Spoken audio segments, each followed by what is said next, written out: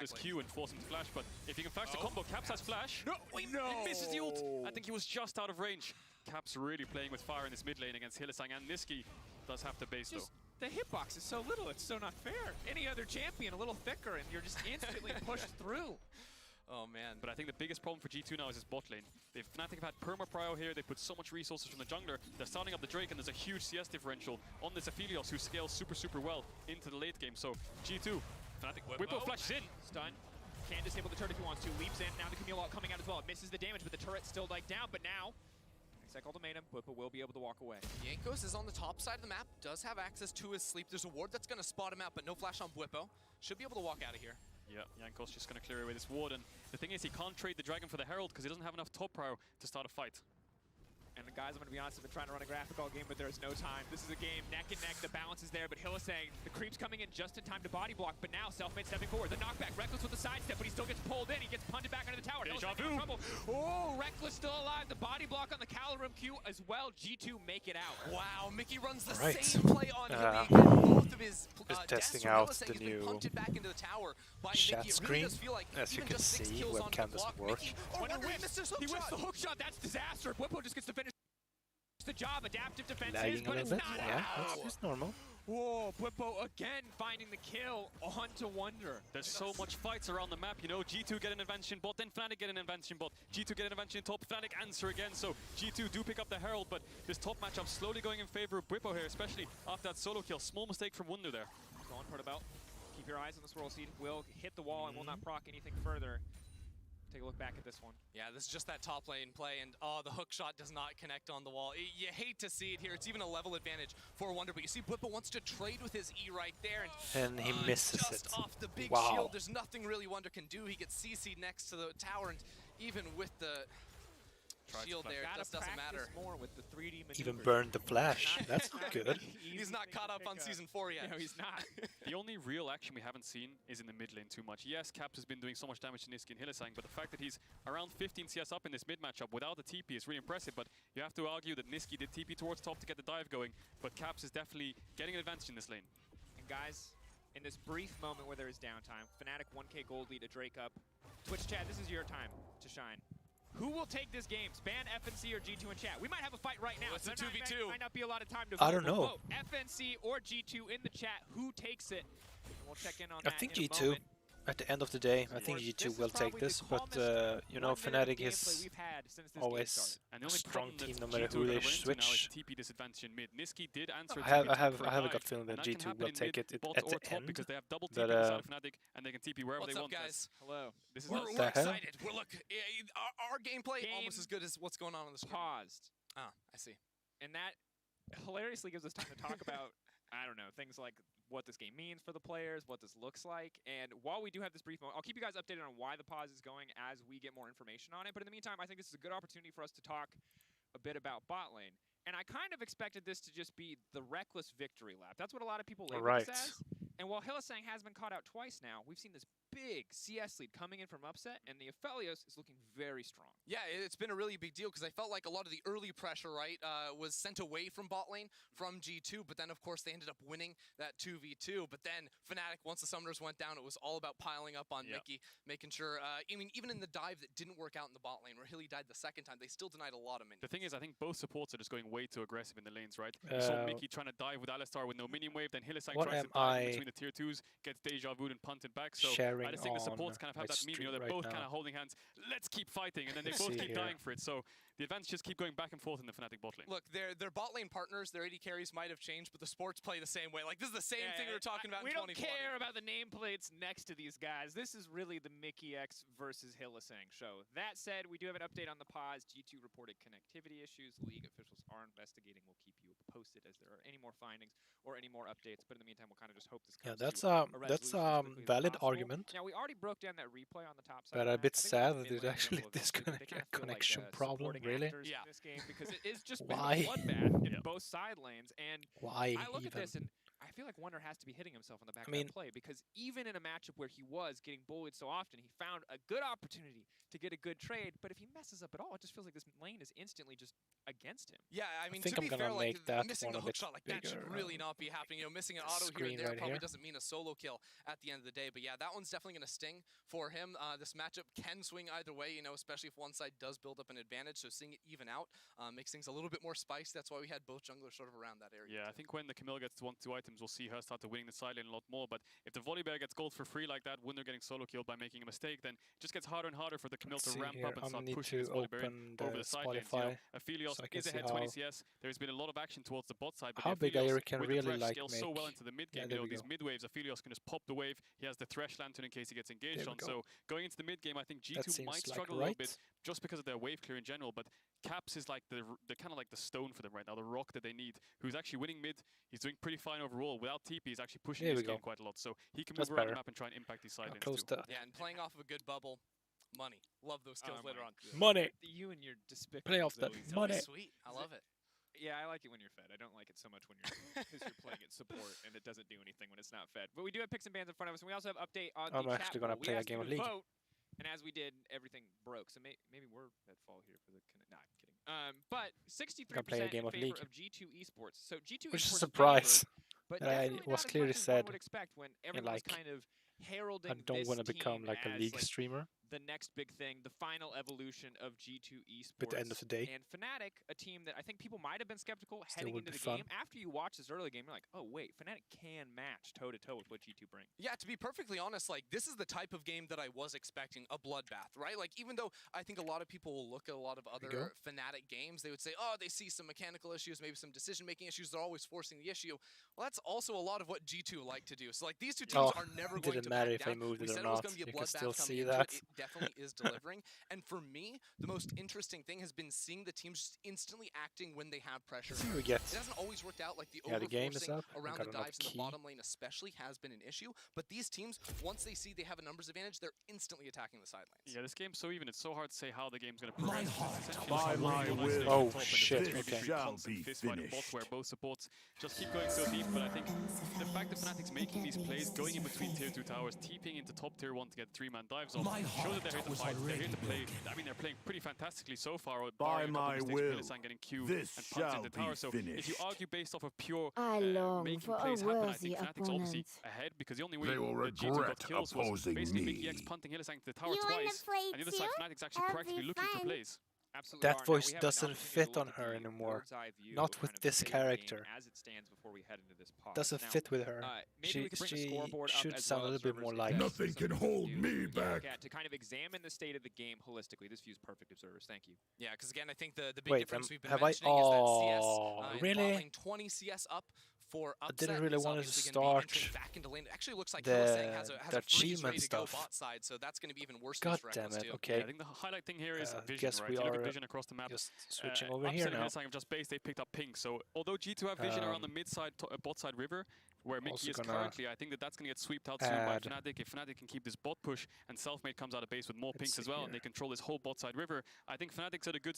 They're benefiting pretty hard here. I think the only thing they have to care about is Caps with the bubbles, because they're winning top. Herald's gone. They're already 1 Drake advantage. 2 minutes 30 till Drake. So both teams are going to be playing bot side here, and I think you'll see Fnatic sweep out all these pinks that G2 have accumulated, and then start to play around the hook, start to play around the bot waves, start to play around the push. Yeah, something we see out of Hylissang in particular a lot is even when his AD carry resets, he sticks around in bot side to set up a good lane state for his ADC. So on the map, he's of course setting up that freeze. Meanwhile, Mickey is around mid lane, so that of course gives Cap some pressure to push in mid, and maybe they could set up a transition of that pressure towards the bot lane to try and break the There we go. Yeah, so you can also see the Fnatic's way of cracking this game open is through bot. Keep pushing this bot lane advantage. I think the only way G2 can contest this bot side vision for Drake is try and crack Caps open through mid, you know, try and flash onto Niski, force him back, get his flash, make it so it's hard for him to step up. Interesting. And then G2 can go through this mid is interesting. instead of going through bots, where I think Fnatic is strongest. And of course, for Fnatic, I think one of the things that I love most is having Hylissang on this Thresh pick, just simply because of how much freedom it gives them around the map. The Lantern, a very big tool. We saw Promisq use it pretty well in the previous game, despite the loss. And I think when you look at Talia as a champion, when you look at the Aphelios as a champion, Start is lost again. When he has a Gale Force, when he's gone for the Kraken Slayer, they're not that is a Zoe, that is a Kai'Sa, that is a Camille. you can get picks so incredibly easy with these champions, but when there's I a play there to bail you Teamfight Tactics on my phone, usually and you I didn't can't know make it out to safety, and now that Upset does just get to be it does sometimes that they actually counted the games I do on the game, on the phone game, into the client. So I have played 2 games of Teamfight Tactics, and those apparently counts. G2 naturally can just walk in and take over the fight. But like you said, the Kraken Slayer already picked up for Fnatic for Upset, and Reckless doesn't even have a full completed item. So this bot matchup is going to get a bit in favor of Fnatic like it already is, and I think these Dragons might start I lost 2 games, yeah. I didn't win any of those 2 on that Cathy and Rain evolve is TFT a bit games difficult to deal with. But of course, if you're just joining us, we're currently in a pause in the match of the week between G2 and Fnatic. Trust us, we don't like being a pause, and we certainly don't like being a pause in our match of the week either, but we'll keep you guys updated. It was connectivity issues reported on G2's side, and I think the last thing that we want is to play the match of the week out, and it has been a very hype bloodbath with lag. That sounds. It could be fun. Put everyone on 100 ping, see what happens. All of G2 disconnected, and Fnatic's just ending the game. We found a way. / resume, you know. Get ready to go. Please no. Yeah, and that said, I think you said you expected the bloodbath. I didn't expect it to be this evenly matched early on, but I think it is credibility to Fnatic to really push lane advantages where they have them, even if there have been a few small hiccups. And again, I just want to praise Blippo as a guy who immediately did not hesitate at all when it came to picking up this Volibear and has been doing very well in the lane. We've seen this multiple times now. The thing that I love about this Volibear counterpick is it really, or as matchup, is that it's all there's a moment every time we've seen it. We saw it with Gen X2 against Here. Here it got I first can't blood. play League anymore in the same way. Hits W twice, wins the trade, freezes the lane, he's up 20 CS. And now we're seeing Blippo do the same thing. Yes, there are opportunities for one to respond. Fumble some of them. It's fun to see people actually coming back to play League again. Yeah, definitely. It's really good in the early game, especially like you said. The W kind of by the way, how do I sound as the game progresses. Camille gets the advantage. But looking at the draft, you can see so many priorities here. It's kind of scattered across the draft itself. You see G2 actually opt in for the jungle trade, Lilia for Talia. They had that insta-lock, they had that already planned out. And then you see with the Renekton ban on the 1-2-3, they knew that they wanted to pick Camille on 3 and then ban out 2 top laners. So they got 3 top laners banned out for the Camille itself. So really smart draft for G2 themselves. But the only thing you question is the god, this is just meant to be. On the Fnatic side for first pick. Right. Really have to pick your jungle on 1-2. I can't play Poppy on this mode. I need that thing. So G2 is thinking Kai'Sa is stronger than the I need a character that has like unlimited poke ability, and this is perfect. Yeah, it does feel almost like that Kai'Sa has more like individual standout moments, whereas the Aphelios is a little more team reliant in those team fights. Perhaps here for Upset could be something. Gonna be Speedy Boy. Reckless to lock in the Kai'Sa himself, but honestly, I think that seeing the Aphelios already off to such a good start is such a terror in the team fights as well. And I think that for Upset in particular, you know, stepping into the shoes of Reckless for Fnatic is like that's cool not too. an easy thing to do. Yeah, let's go. Let's keep that fight. Let's keep that fight as it is. Like his role in this game is to prove to Fnatic fans like he is a worthy replacement at the very least. Yeah, and I think the thing that Yamato said, and I love it that he said it, it's like, look, Upset's finding his own role. He's his own person in the context of the team. But I think from a fan perspective, it's not like Reckless is gone for 2 months and you're like, I'm over him. We moved on. I forgot. We made the music video. Okay? It's not like it's suddenly okay. So I think that even if Fnatic, the organization, and the team of Fnatic doesn't want to put that pressure on him, there is still that expectation on his shoulders. It does sound good. When push comes to shove, you're going to be the guy Sorry that for can the stick in the side lane and get the 4 items, and you win us the team fights when it comes to it. And this draft basically spells it out, right? Look at Upset, the only real AD damage that Fnatic have. You know, you've got the Talia, you've got the Azir, you've got the Volibear, who's kind of hybrid more towards AP in the early game, especially. So Upset needs to step up in these fights, and I think that if you look at the draft again, like Aphelios Azir, this is so much late game damage. You know, if Mickey walks up on the Alistar, that's the only frontline G2 have. They get instantly melted. So G2 with the Alistar Camille need to make sure they find really clean engages with those 2 to make sure they take out 1 carry. Caps needs to poke them down, and then Reckless is just follow-up factor from the Alistar, which is very clear on how that team fight works and how their team comp works. Whereas Fnatic's team comp works slightly differently. The Thresh can play aggressive to hit hooks, and the Aphelios can poke them out with the Talia W, or they can use that to peel, kite back with the Azir Aphelios, and just melt the front line, which G2 has very little of.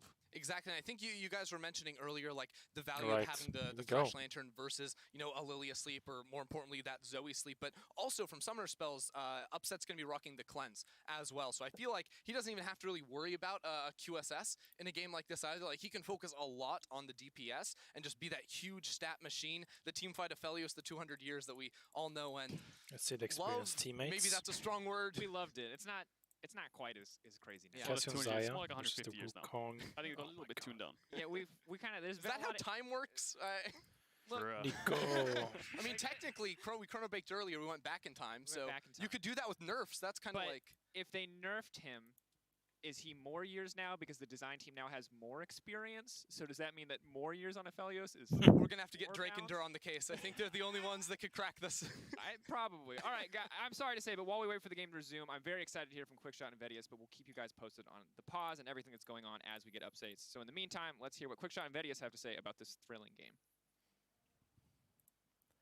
Thank you so much, gentlemen. And once again, apologies to everybody out there. As you have heard multiple times already, G2 Esports have reported connectivity issues. So while we are pausing and investigating and discussing options, Vedius, got in touch with the observers, got in touch with Eva, and said, look, let's run through some of the kills. Let's run through some of the action that we have already seen. Now, we are building this live. This is not normal. This is not standard.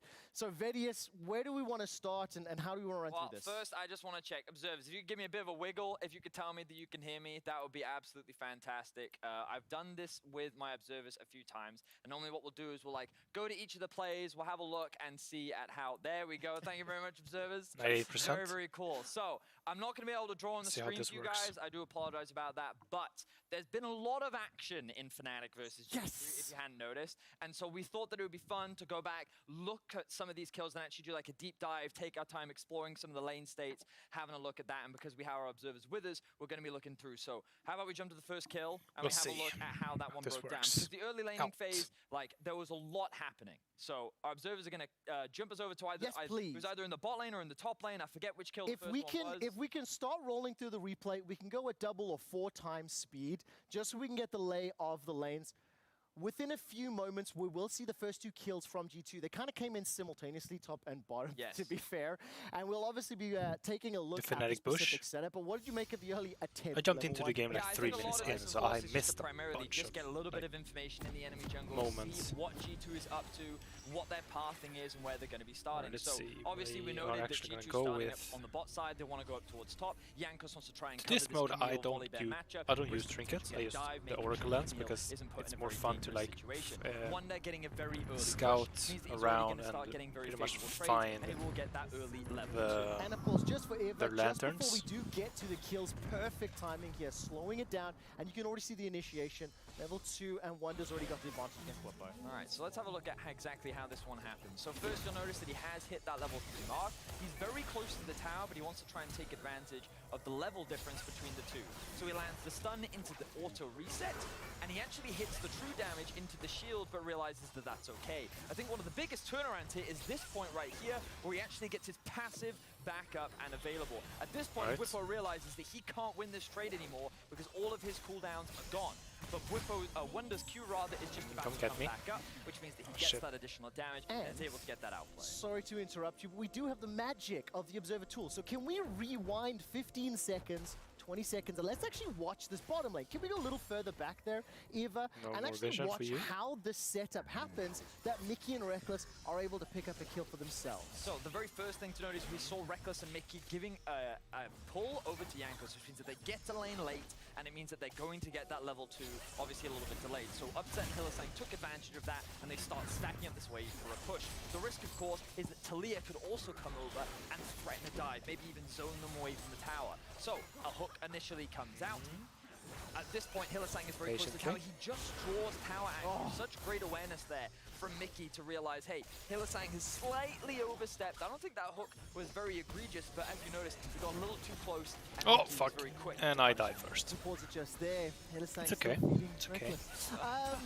Now, we do actually have the ability to jump straight. This is how we do it. Yeah, we do have the ability to jump straight to the next kill. Just before we do, I do want to just remind you that if you are just joining, we are in a technical pause. And you see the players on your screen actually at the moment as we're currently investigating. League officials are working to solve the top lane, I guess. Issues. I will keep reminding viewers in case we do have new ones joining us. Right, so again, let's very quickly pause it because as you'll notice, in the early game, G2 have 2 kills, right? This is huge, right? The fact that they've been able to get an advantage on Wonder, the fact that they've been able to get an advantage in the 2v2 without any form of jungle interaction is great. But the big thing is that Reckless hasn't had an opportunity to reset yet, so that advantage actually hasn't come through. So let's now start rolling out the clip and see what happens. Because honestly, there's been so much action in this game, I forgot what kill we were at this point. So, what ends ends up happening here? Mickey flashes in. This is where Jungler comes down towards the bot side to help look for a gank. So this is where they're trying to get that reset in for Reckless. They're trying to push the wave in so that he can reset, spend that gold, and start utilizing some of that early advantage that he was able to get in early laning phase. Ah, shit. Meanwhile, on the top side of the map, let's pause it very quickly. Okay. And let's actually rewind just a little bit, because while this play is happening on the bot side of the map, Selfmade's like, hey, I need to go and clear my top side camps. So with a wave stacking from Whippo, I now want to threaten this top lane tower dive. You'll also notice that Niski has the teleport available. He's resetting after just pushing in that mid wave, which means lo and behold, he's primed and ready to join this dive as well. Fnatic know that G2 can't respond because of what's happening on the bot side of the map, and with no flash on the side of Wonder, they deny him a lot of farm, and even though he gets a solo kill, it's completely mitigated by this dive from Fnatic. Alright, 5 minutes in, 1 kill to 2, 7.6, 7.6. Fnatic will be getting themselves another kill in just a moment. Do you want to complicate the situation we're in? I believe we have the ability to draw. I think we can turn the tools on, alright? Okay, so I think that's a no. I'm not quite sure what's happening. We may turn the Telestrator tools on in just a moment, so if we do see the tools, then Various, I will be asking you to draw for us, and they are activated. Okay, okay. Do I have observers with me as well? I believe that we do. Okay, so observers, if you could just give me a wiggle. Yeah, there we go. I think we're live. They're live. Nice, perfect. right. Okay, so pause me. This is great. So now I have everything. Now we get to play. This is the Various show. Welcome to the Various show. Alright, so first I'm going to get rid of some of this stuff. So that's not what I wanted to do. Normally, I have a little button here. That's what I wanted to do. I want to get rid of this one, and I want to get rid of this one. And now I'd like to go back to this. Perfect. Now our screen is clear, and we can bring up the minimap. So, now, excellent. I'm happy now. What we can talk about in the state of the game is so much fun right now. What happened for G2? I've got the wrong zoom in. This is my producer. You're having the time of his life right now.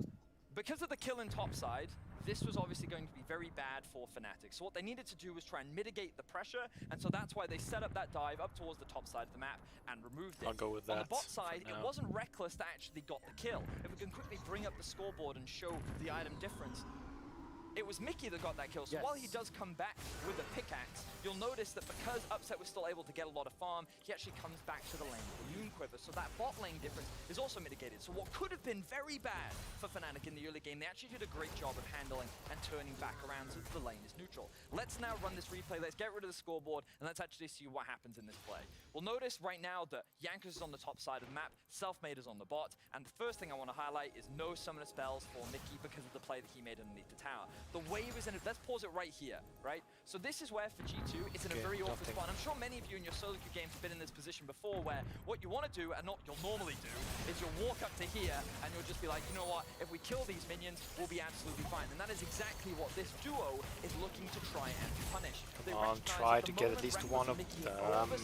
Even this line, we're not doing that well for them to be able to get that kill. So as we roll the replay out, what you're going to see is, lo and behold, Mickey immediately splits off from Reckless. He's saying, I'm dead, there's nothing we can do, I can't escape, and if I run with you, you might have to burn your flash as well. So good guy support is there to cover for Reckless, and now the bot wave is in a very awkward position for G2, and now all of a sudden the game is very heavily in the favor of Fnatic. Okay, now pause for a brief moment. We're 7 minutes in, 2 kills to 2, the gold is still even. The state of the game, and let's rewind a little bit when we look at the compositions. Is there an onus? Is there a preference? Like, did you want to see one team maybe playing slower or faster? You know, I'm going for the Drake. Because I know we always say we expect the bloodbath, and I know we always say like it's fun. But is this going to benefit one side or the other? It's still very early days. Well, I think what's really interesting about these comps is that they both scale quite well. I think that Camille has a slight advantage, especially in the side lane later on into the game. But Volibear's a champion that, as long as it doesn't fall too far behind, can actually match her quite well. Very well. You also have Aphelios and you have good Lucia, start. who are both very strong scaling team Go fighters back. that are off, especially in these Drake fights, but the range that is offered from a champion like Zoe can definitely mitigate that. So I'm actually quite excited in terms of execution around these fights, because I think that there are pros and cons for both sides when it comes to that. I think the Fnatic have slightly better scaling, but that's mainly because of the Talia difference between the Lilia. I think that she just offers a lot more damage, so when it comes to these Drake fights, she's going to be offering a little bit more. But I do think that it is very close, and execution is going to be All right, now Vedius, we're 7 minutes on the clock, and if you are just joining us, the game was paused at around 10 minutes. G2 did report those connectivity issues, which we're still investigating. The moment I have an update, I will share it with you. In the interim, we've been able to spin up a Frankensteinian Telestrator scenario. We need to name this thing. Maybe you guys can help us. With 3 minutes, left of gameplay, I'm going to ask Eva to just press play and start running through the game for the last few minutes. As we approach a kill, Eva, if you can pause for us to set the scene. Shoot our and Vedius, now we're going to have just a little bit of time where we can start looking at how this game progresses on this sort of even kills, even gold states. Yeah, honestly, so, never the best score. Actually, we can pause it very quickly here, and we can do like a quick summary of like what's going on with the wave, because laning and wave state is really important in pro play, and the most awkward thing for G2 right now is this bot wave that they need to try and fix somehow. So one option that they can do is that they can push in mid, and then they can use the pressure that they have in mid to then threaten bot. I'll be coming Obviously, Caps is a little bit too low to be able to make that, but the crucial thing is that he's forced both Hillsang and Niski very low, which then makes good things vision very score awkward right for now. them when it comes to actually Vision score, best vision be score. able to break up this freeze. Right, Meanwhile, I have if you this have a quick one. look at the top side, Trap him. the thing that Wonder is thinking about Trap is Nico and I'm there a going risk in. of me getting dived here? If So I I'm manage to gonna trap quickly Nico, we draw go your in. attention to the minimap once again, and you're going to notice, well, okay, what is the most immediate concern right now for Selfmade? He does have all of his topside camps up, and his blue buff is up. Yeah, I'm with dead. this control wall Hey, we got one at least. sitting Yes, right here. let's go. So this threat of what Wonder's thinking is, hey guys, there's a real risk that I could get dived, Have a glass but of of course Coke. with the pressure that they have in mid, that mitigates that. But I'm not sure if they actually see the Talir in mid yet, but Talir's more concerned about what is happening in mid and needs to cover for that period in time at the risk of a potential dive, or to make sure that these two players on Fnatic are not suffering. So a lot of praise needs to go to Caps here, because his little playmaking not only pushes Niski back, but also Hillsang back. That will actually stop any potential dives happening on the top side, and can also potentially push out the wave and bot. All right, so let's carry on rolling through this clip. As you can see, Hillsang went very, very low. Draco's almost lost his mind, and was able to escape. Oh my god, we got one at least. Sorry to cut you off there, Trevor, but I just kind of wanted to very quickly go back to what we were talking about earlier, where getting that mid-pry was so important. And did you notice how quickly Jankos and Mickey went through the enemy jungle to make it more awkward for Selfmade to rotate, and actually started threatening bot? And the main goal is, number one, to threaten a potential dive onto this man right here, but more importantly, to break this freeze. Because the longer this wave stays here, the longer Reckless doesn't get farm, and that's bad. That's really bad. Notice that Fnatic Upset is already level 6, and they want to try and stop him getting as much solo XP as possible. All right, I have just got an update that internet connectivity has been restored in the G2 house. Just to confirm, Depa, are we good to go back to the caster desk? Well, the game has been resumed. Without further ado, let's get back to our match of the week. Right, back to the match of the week. You are a machine. Thank you for that. And thank you, Eva. Thank you, Eva. Thank you, Quickshot. Thank you, Vedius, for that fantastic breakdowns. We bought a little bit of time, kept you guys entertained, but we are about to get back into the game. I believe any moment now, potentially almost. Boom! We're waiting for it. It'll happen. First, you gotta read our names to remember who we are. 30 seconds. I'm Daniel Dracos. That's Chrissy Fire. You might have forgotten already. That's Chrissy Fireson. That's Mark Lamont. I almost forgot. Mark with a K, right? With a C. You've been casual to me for so long, I forgot. Everyone spells my name wrong. You know, even I don't know. Even my family spells my name wrong sometimes. I hate it. That's fine.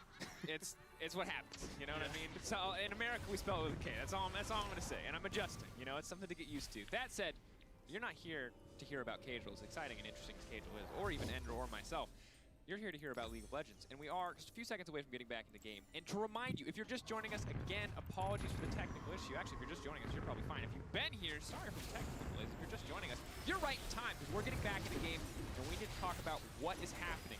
Big news right now. Upset Big boy! wildly ahead in a game where Big boy move, let's go. He is the man that we are looking at. Big boy move, let's go. Yeah, we've been waiting for Big him, boy move, let's go. to show up for a long time, you know, back when Speed boy! He was like the next guy to try and come and challenge up against Reckless. Back Come on, Zaya, we can do this. 2018 Summer Finals wasn't able to come away with a win in that one, but take the drink, let's go! 20+ CS of Reckless, and he's the focal point of this Fnatic composition. Yeah, definitely, but look at this top side. There's 4-man, 5-man hovering towards the top side, and we said this before the game was paused, that Fnatic want to play to bot side, and then G2 will struggle to contest, but they're going for 2-man for this dive. I got a kill. Gets the heal back, and Blippo dunks down. Oh! Fnatic the TFT, it's a thumbs up and a laugh spam. You gotta respect it. Bwipo finding the kill. G2 invest so many resources towards his top side. Look at them sprinting towards bot to try and get to bot wave to stop Fnatic from crushing his huge wave. If Fnatic can answer this with like a volley bear TP or anything, they can really snowball the game. Oh, the Weaver's wall to push G2 away from the tower. This is Cap's 2 gonna in try 1 and go. farm Let's go. 3 or 4 minions off that. But all these turret plates are going to upset, and all these minions have been denied from Reckless. It's a disaster. And now they have to sprint back to mid. Look at Caps and Jankos. They're trying to get back to this mid wave now. They dropped so much tempo by going 5-man topside. But if they get a sleep, maybe they can get a kill. Sleep, looking for the setup. Caps already burned his... No, maybe get the follow-up. Sleepy self-made, good damage coming from Caps. Niski now in a position to body block. Now the pushback, that is clutch! Niski, right when it matters. Caps no summoner spells left to pick up. Goes for the final flash, but he'll get shut down in the end. Before the pause, it was the upsets show. Now it's the Niski show. The huge Emperor's Divide, just absolutely crazy coming through from him. Jankos and Caps, they pushed a little bit too hard and they got punished. That was a crazy outplay. And not only was it a crazy outplay in mid, it was a crazy outplay in top as well. You know, Bwipo wins the 1v2 dive. Niski wins the 1v2 with self-made coming in just in time. The sleep hits, but Caps doesn't actually have the portal jump to follow up with too much damage. And now when you see the damage come out onto self-made, Niski just gets a flash. Oh, hello. Both of them going to the tower. And although they do have flashes, Jankos dies before he can even use it. God yeah, damn it was just a little awkward there because Caps used his first power star on the minion wave instead of looking for Niski. Then they didn't have the damage to actually one-shot self-made. And once again, it looks like Reckless just completely abandoned this bottom lane. It's 800 gold lead here. Okay, critical chance. Reckless is trying to get as many plates as he can. They've got the Herald too to try and equalize. Yeah, but just take account of what happened. Bwipo won the top side, Niski and self-made won mid, and the upset and Hylissang got so many plates in bot. The Herald will come in, and I think this tower will die. But I think that upset just picked up bot tower just in time, so he got the first tower gold. He got 5 plates in the bot tower, and G2 tried to use all their numbers to go towards top side because they knew bot was losing, but they didn't get there in time. And if you look at the scoreboard, upset is ticking over and ticking back to having a bounty just from the farm advantage that he has built up in this game. He is so incredibly far ahead of the clock. He is shredding through this objective, and Fnatic are set up for success. This is 13 minutes in. It is a 2 Drake, 2K gold lead for the side of Fnatic in a game where they are set up to fight hard in the late game. Yeah, I mean, it's too early. Drake's with a monster team fight, Tom. You know, we were sort of talking about it in the break. Fnatic, their backline is absolutely menacing here, you know, and a lot of melee champions on the side of G2. Caps, who's more poke style, he's a big focus of this G2. Bonk. But he's not you're dead. Straight up team fight. They have to take things slow, play off these bubbles, and that is not the easiest thing in the world. Yeah, there's 2 big things to note here. First of all, the item disparity. Look at Caps and Reckless. They haven't even completed an item yet. Wunder's picked up the Sunder, but Jankos has gone for the Moonstone. So there's really not much damage on this G2 lineup. I think they don't have much front line for this huge scaling of Phelios and Azir, and they don't have that much damage to deal with it either. But yeah, you can get out of here. Move towards the top side, bot tower's down. Can G2 find the pick? Hook lands, interrupts the hookshot wall. TP behind. Self-made there, but he doesn't have a lot of mana. The follow potentially here. Caps lands the sleeping trouble from downtown. G2 in trouble. Eyes on upset as well. He's been exhausted. Niski in the midst of everything. Yes, let's go. Come on, team. I'm here with destruction. And it's a destruction over there as well in the game. Upset now set up to throw down some damage. A brief pause as Mickey runs for the hill, but that's going to be at the threaded volley. The kill for self-made. This is Fnatic's game. Bwipo showing up with the huge damage, making it personal up against Reckless, completely wiping G2 in that team fight. Fnatic popping off. And those left the game notifications are from the earlier pause. That didn't actually happen. It's not a rage quit. It was comedic. Although, you know, maybe after 800 damage, but Volibear Q, it could be personal. Yeah, look at G2. They're really overextending for this fight. You know, they know if they go into standard lanes, Fnatic can snowball the game, so they tried to make a pick, but they didn't account for Bwipo's TP behind. And although it does look good here for G2, Bwipo turns it with the ultimate, landing on top of Reckless, hits the W, and completely pops the AD carry of G2. 462 from the ult, 339 from the W. I mean, that hurts. That absolutely sent him to the Shadow Realm. There is nothing left for upset in that fight. Cleaning up Mickey X as well on the back end of that one. And nothing. The bad news is, the Aphelios is also just getting stronger in the midst of all this. The Azir was just chilling in that fight, and Bwipo is still the point that Fnatic have to be, or rather G2 have to be worried about right now. But the Azir and the Aphelios are just getting stronger and stronger the longer this game goes on. Yeah, and the problem that G2 are doing is they're trying to group up a lot. You can see 5 members towards the top side. We saw them try this again earlier when they were trying for the 1v2 dive. We saw it even when they went for the blue invade on 5-man. They need to group up and find picks because they know Fnatic outscale them so hard. They need to find some kind of kills, try and get towers, get the Camilla ahead, get the Zoe ahead. So they actually have a win condition. But right now, it's kind of like G2's carries are just falling behind and Wunder is 2 levels down. Mickey's trying to auto this.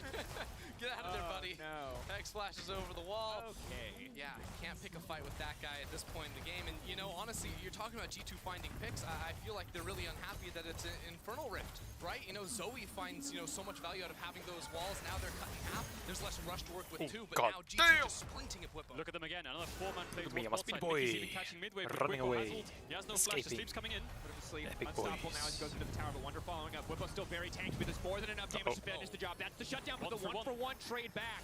Oh, fuck yeah! G2 again. They keep trying to go for these 4 or 5-man plays, but look how many waves they're losing. Mickey's holding mid alone. He has to try and clear the wave. Niski's hitting top tower. We've seen this so many times throughout the whole game where G2 committing so many numbers to one individual catch that Fnatic just wait on the other side of the map. Yeah, it'll be 2 turrets for Fnatic and a kill and a turret for G2. That mid turret also falling. Gives Fnatic so much control over this middle lane. And I'd have to ask our observers to bring up the gold on these individual players because that is absolutely crucial. You see still the 800 lead maintained here by Upset.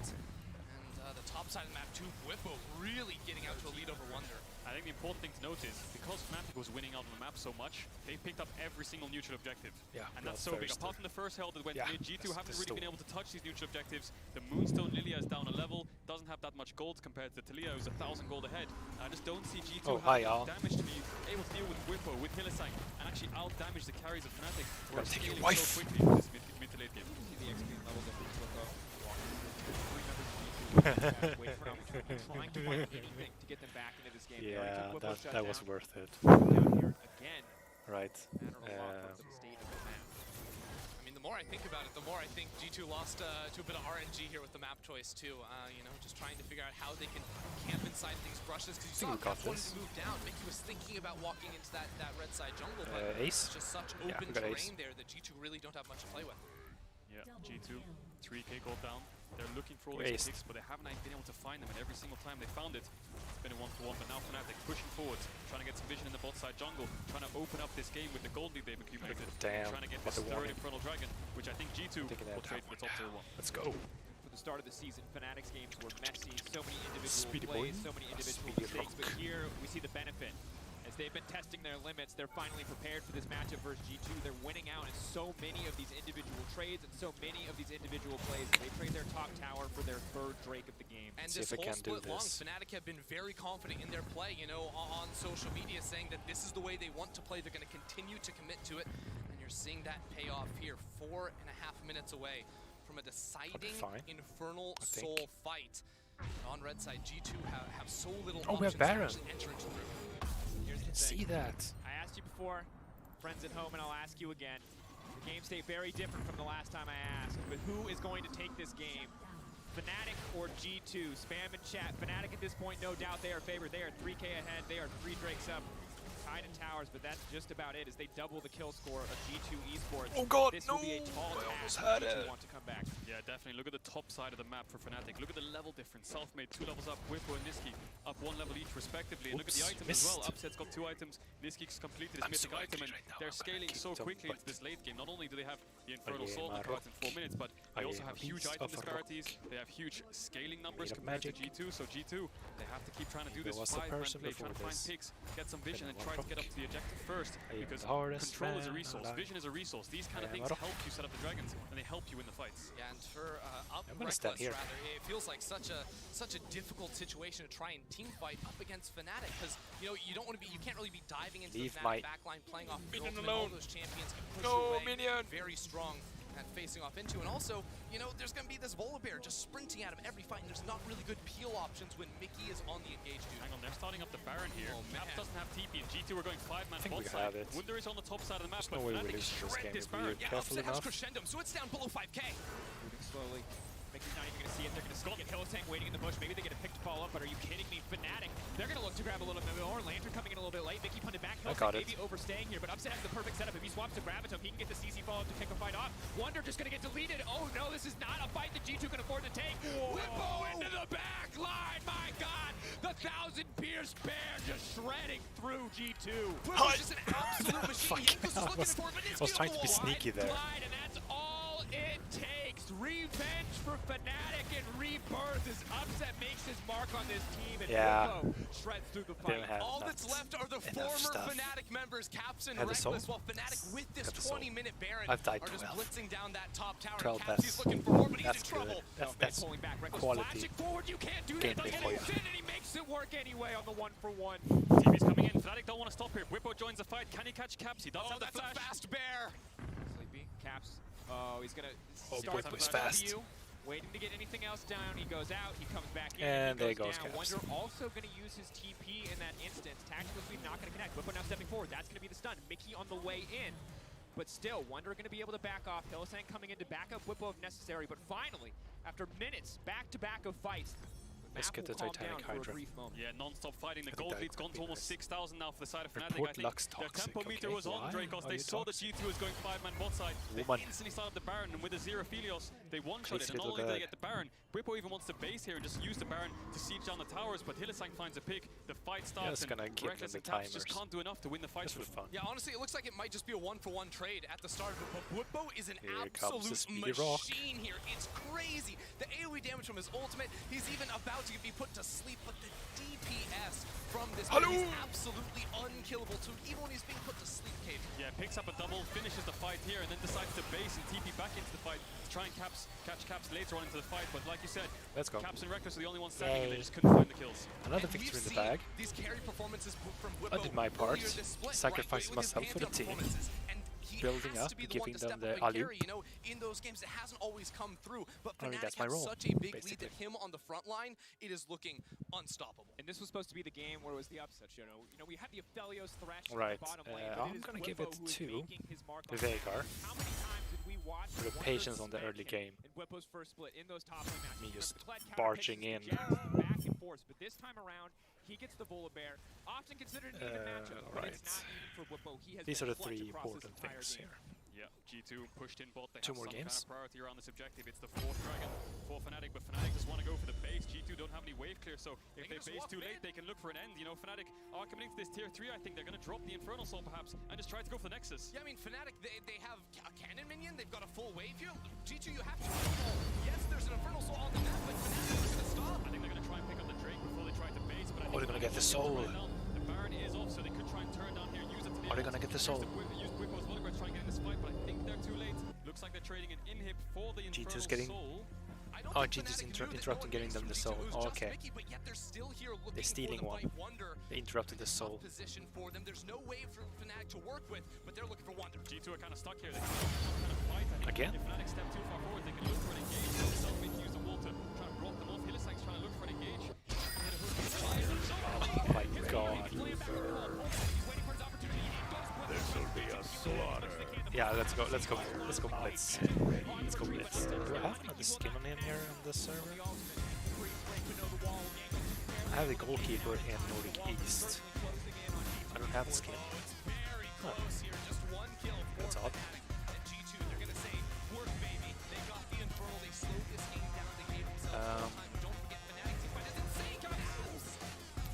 Yeah, we need to switch this one. Auto jungler. The reason this game is such a bloodbath is G2 want to group up as 5 picks, whereas Fnatic want to group up as 5 and just do team fights. Stop the war.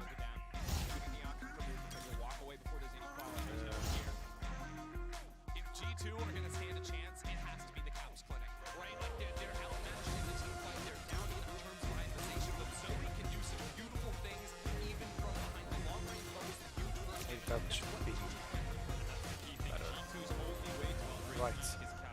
Reckless wants to dive in. Wunder wants to dive in. Mickey wants to dive in. Jankos can only really get in there with a flash Q sleep if he wants to get on the backline. So Caps is crucial. If he can chunk out Nisqy before the fight, if he can chunk out Upset, it makes Whippo's job a lot harder to carry these fights. And this is going to be such have a karma. A difficult comeback if G2 can even mount. We have a karma. Incredibly strong. Imagine that he is working towards the Gargoyle Stone Plate. He will be nigh unkillable. A second massive shield to back him up into these fights. But the is getting stronger. That's 2 items. Eventually, one thing I realized is she will win out in this 1v1. The only thing I need to like invest this year is hands down a new webcam. Hands down a new webcam. I mean, I'm gonna show you how my setup looks like. The game is not over until you take the Nexus from G2 Esports. Really? Yeah, and this Baron is spawning so soon. Whippo's gonna base, probably go towards bot side. He has the TP and Fnatic. I like this mode. I like this one. More items now, more firepower. It they can start this Baron whenever they want and just shred it down. Push out the waves, make sure G2 have to walk through the jungle, either decide to turn or just burn the nest down before Jankos can even answer. He's level 12 at 26 minutes. Yeah, you'll notice Upset's been holding onto his crescendum, right? So on the wave, he was using Infernum, the AoEs. He wants to hold on to that Baron shredding machine. I like that. Of a gun there. And just 5 seconds left on the clock.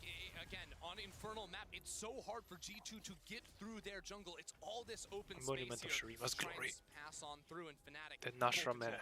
Yeah, some sneaky wards are kind of saving them. The bubble does hit on the Hillesang. He has no flash. Caps might look for the poke, but he does decide to put it on the south lane instead. So Fnatic trying to keep this wall of vision up, trying to stop G2 from being able to get into the Baron, get some sneaky wards in, and you can see 2 players of G2 trying to push out the waves. Fnatic are a bit down on tempo now, so they might have to back up a bit and respect G2 a little bit more and wait for them to catch these side waves, which Whippo's pushed in bot, and there's a top wave crashing top, so G2 have to back off, and it's going to be a vision war until Fnatic want to burn this Baron. Now, crucially for G2, there is no flash on Caps. 2.5 minutes away on that one, and for him, he feels so much pressure riding on his shoulders from this deficit to make that play to find the sleepy trouble bubble. So any sort of mistake from him, and he's instantly going to be punished. He has to play absolutely perfect. Look at Whippo. He's looking for some kind of TP. He's going to base here and make sure his TP has the home guards. Hillesang is looking for some kind of fight. They're just going to one-shot Hillesang to kick things off. They're going to pull off the Baron. Upset fishing for the ultimate, but it will not connect. It's Wonder into the backside immediately to try to take down Selfmade. Mickey's there as well. The fighting is split. Whippo on the backside versus 3 members of G2, but Whippo refuses to go down. The sleep coming in, but is it enough? No, Gargoyle Stone Plate, baby. Holy crap, Whippo. Comes in. Here comes Selfmade. He's going to take one down. Janko's out. Taken out by Upset. Fnatic poised to take the Baron and maybe even the game. Caps had no mana for the fight, and Whippo had way too much HP. Again, the man cannot be stopped. The Sterix Stoneplate combination is absolutely insane. Fnatic, they don't need a Baron. They don't need the Dragon Soul. They're going for the next. Yeah, Fnatic definitely outscaled there. Whippo 1v3 in the backline. Looks like Fnatic's going to take this game in 28 minutes. And I cannot believe 28. Coming back for revenge. They are certainly look like a reborn lineup. Oh crap, Fnatic, let's go. Really good game. Good job. Good job. They threw so many fights towards G2. GG, good game. They had winning lanes, they executed them properly, and they made so many plays around the map where G2 just looked a little bit confused, just trying to make Let's go, Yamato. Look, good job, Yamato. Fast-paced, you know, full ham style that Fnatic have been going for every single game thus far this split, and it worked seemingly all over the place. Early on, G2 got out to the lead, but past that point, Fnatic were able to bounce back in almost every single lane, and Whippo in the team fights was an absolute beast. Yeah, I can imagine the play rate on Volibear is going up by at least 5% over the course of the weekend. That was a disgusting performance. Yeah, Sterix Stoneplate definitely looking like a strong build. Of course, we're going to have Whippo on PGL later tonight, but your key player of the game on Twitter, Whippo, Niski, Upset. Fantastic performances. 19 versus 9 of this Fnatic lineup. It feels like after 3 weeks, we're very used to seeing these guys here. But remember, they've only had a few weeks to play with this team. Niski was unkillable. They're beating G2 Esports. Jankos got destroyed. Look, it was good individually, and also just the way the team played the map. You know, you look at that game, it was bloody all over the place, but also the use of pressure was immaculate as well. Yeah, you can see G2 trying to nail in their wing. Ravenous Hunter. Okay, they switched my items. Whippo just ran away with the game. He was 1v2ing them in tower dives. We're not gonna go with that. I'm gonna go with 1v3 on the backline every fight. Torrent's and you can Blade. see in the team fights, he's always one-shot Reckless somehow. I have a sneaking suspicion we know who's gonna win player of the game. Just a suspicion though. We're soon gonna hear from Upset before Whippo joins us in the post-game lobby, so don't go anywhere. We'll be right back with more League of Legends content. Lovely. It was a bloodbath.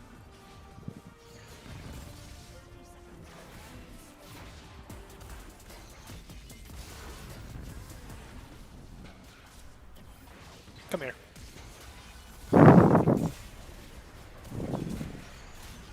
Come here. I should be a bit over here, I think.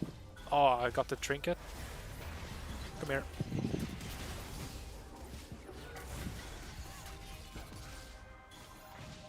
Come here. I'm so bad. Come here. Nope.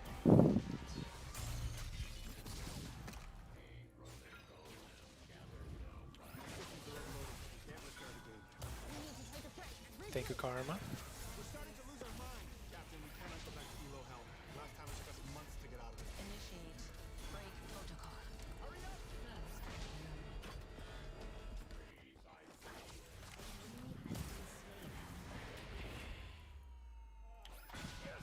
Shit.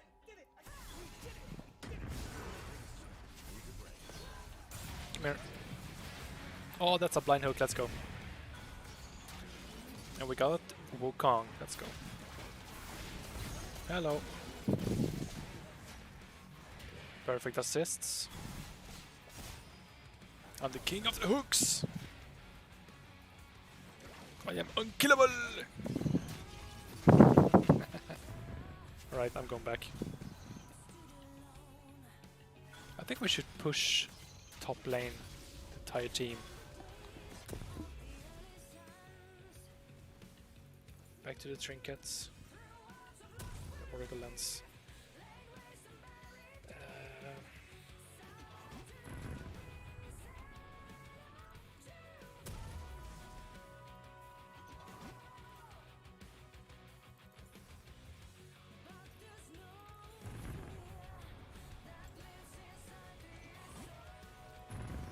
Oh no, save Lulu.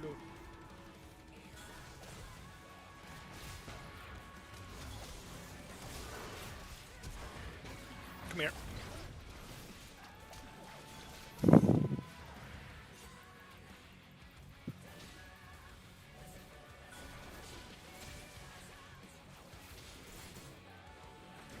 Ah, vision.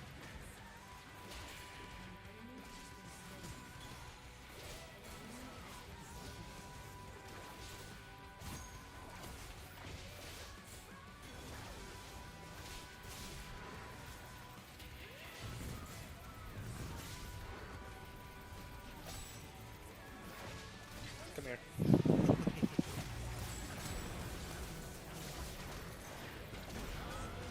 I got him.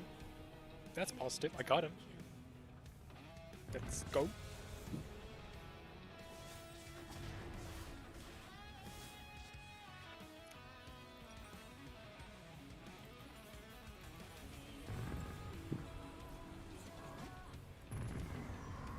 Come on, Lulu. Save your ass.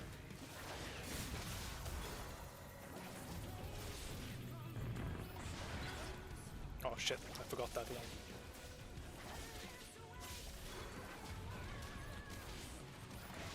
Get back here! Oh! Come on.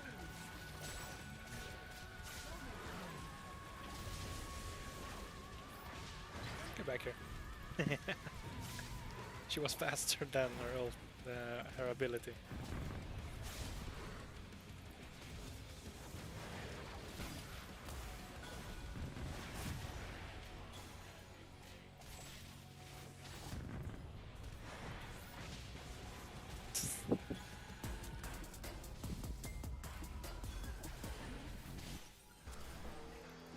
Welcome back to the LEC after what was an incredible match of the week. And Upset, I'm just gonna give you the first words. Any first impressions after facing G2 and winning against them?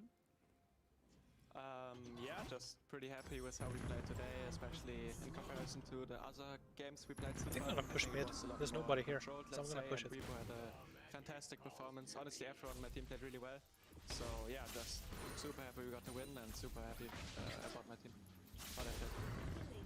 That's amazing to hear. I want to know about the mindset of the team and you, especially today before facing G2. When you think about the performance you had yesterday, I'm wondering how much it impacted you, but I'm guessing not that much?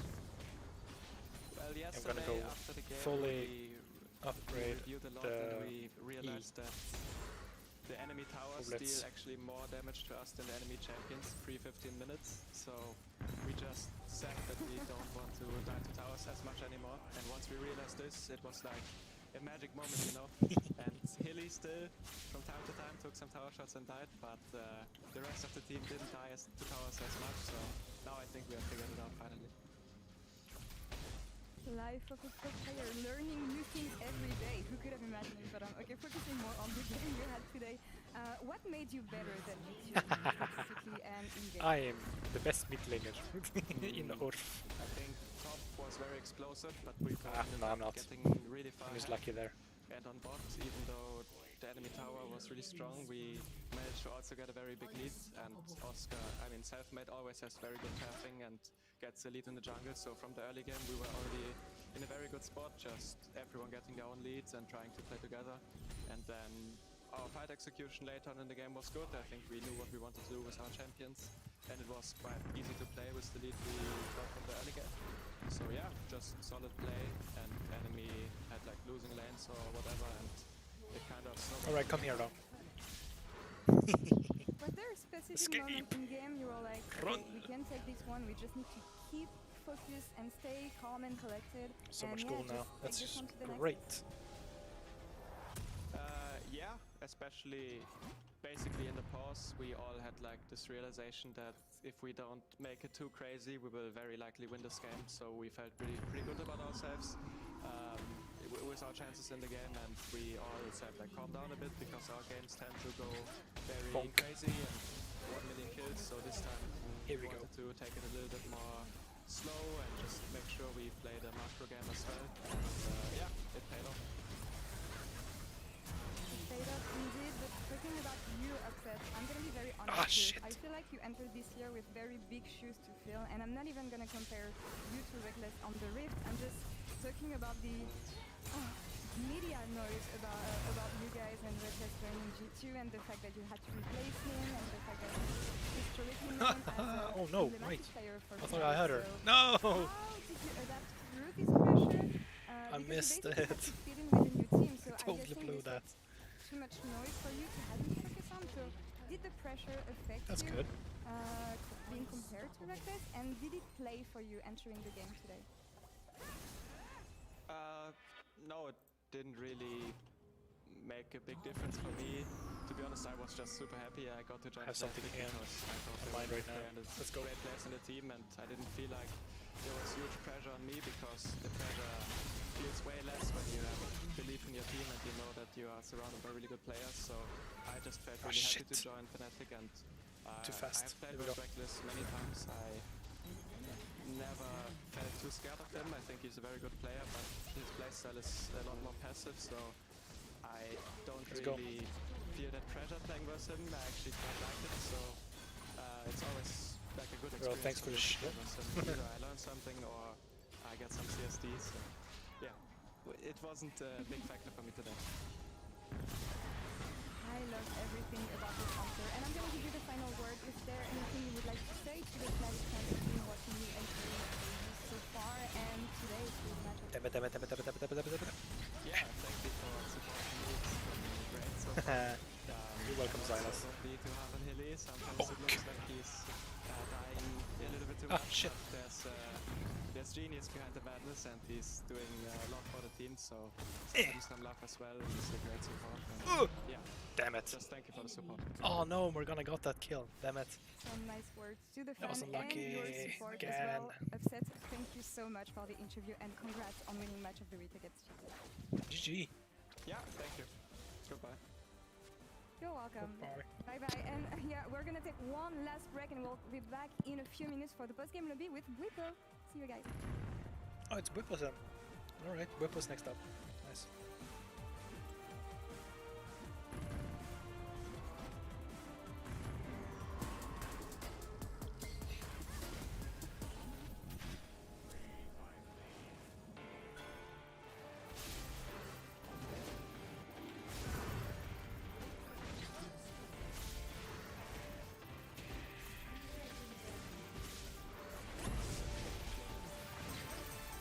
Oh yeah, Silas, just go kill them all.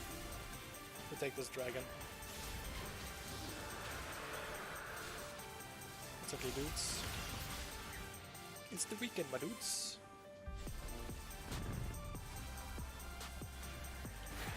Come here. Oh my god, this is so much fun. Oh, I missed one.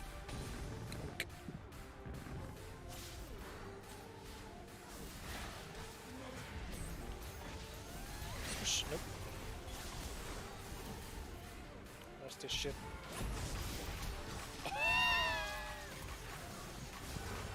I almost had it.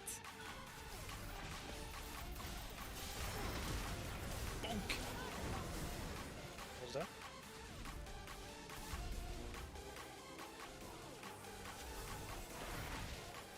Oh no!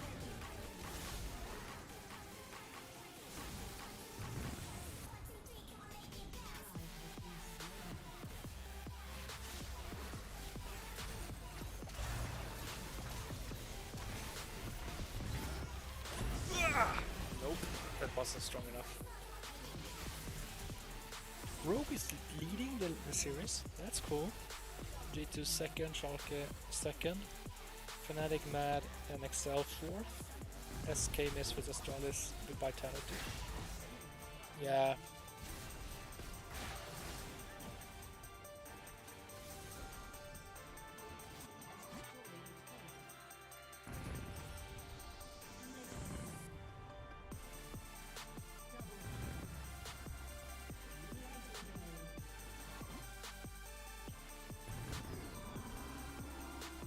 Oh, it's 30 more seconds. I shouldn't go this way.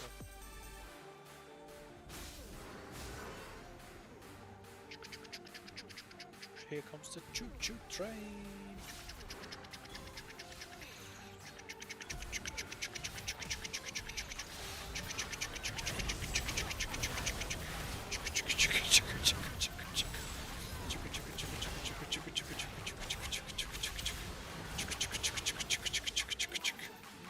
We just destroyed this game.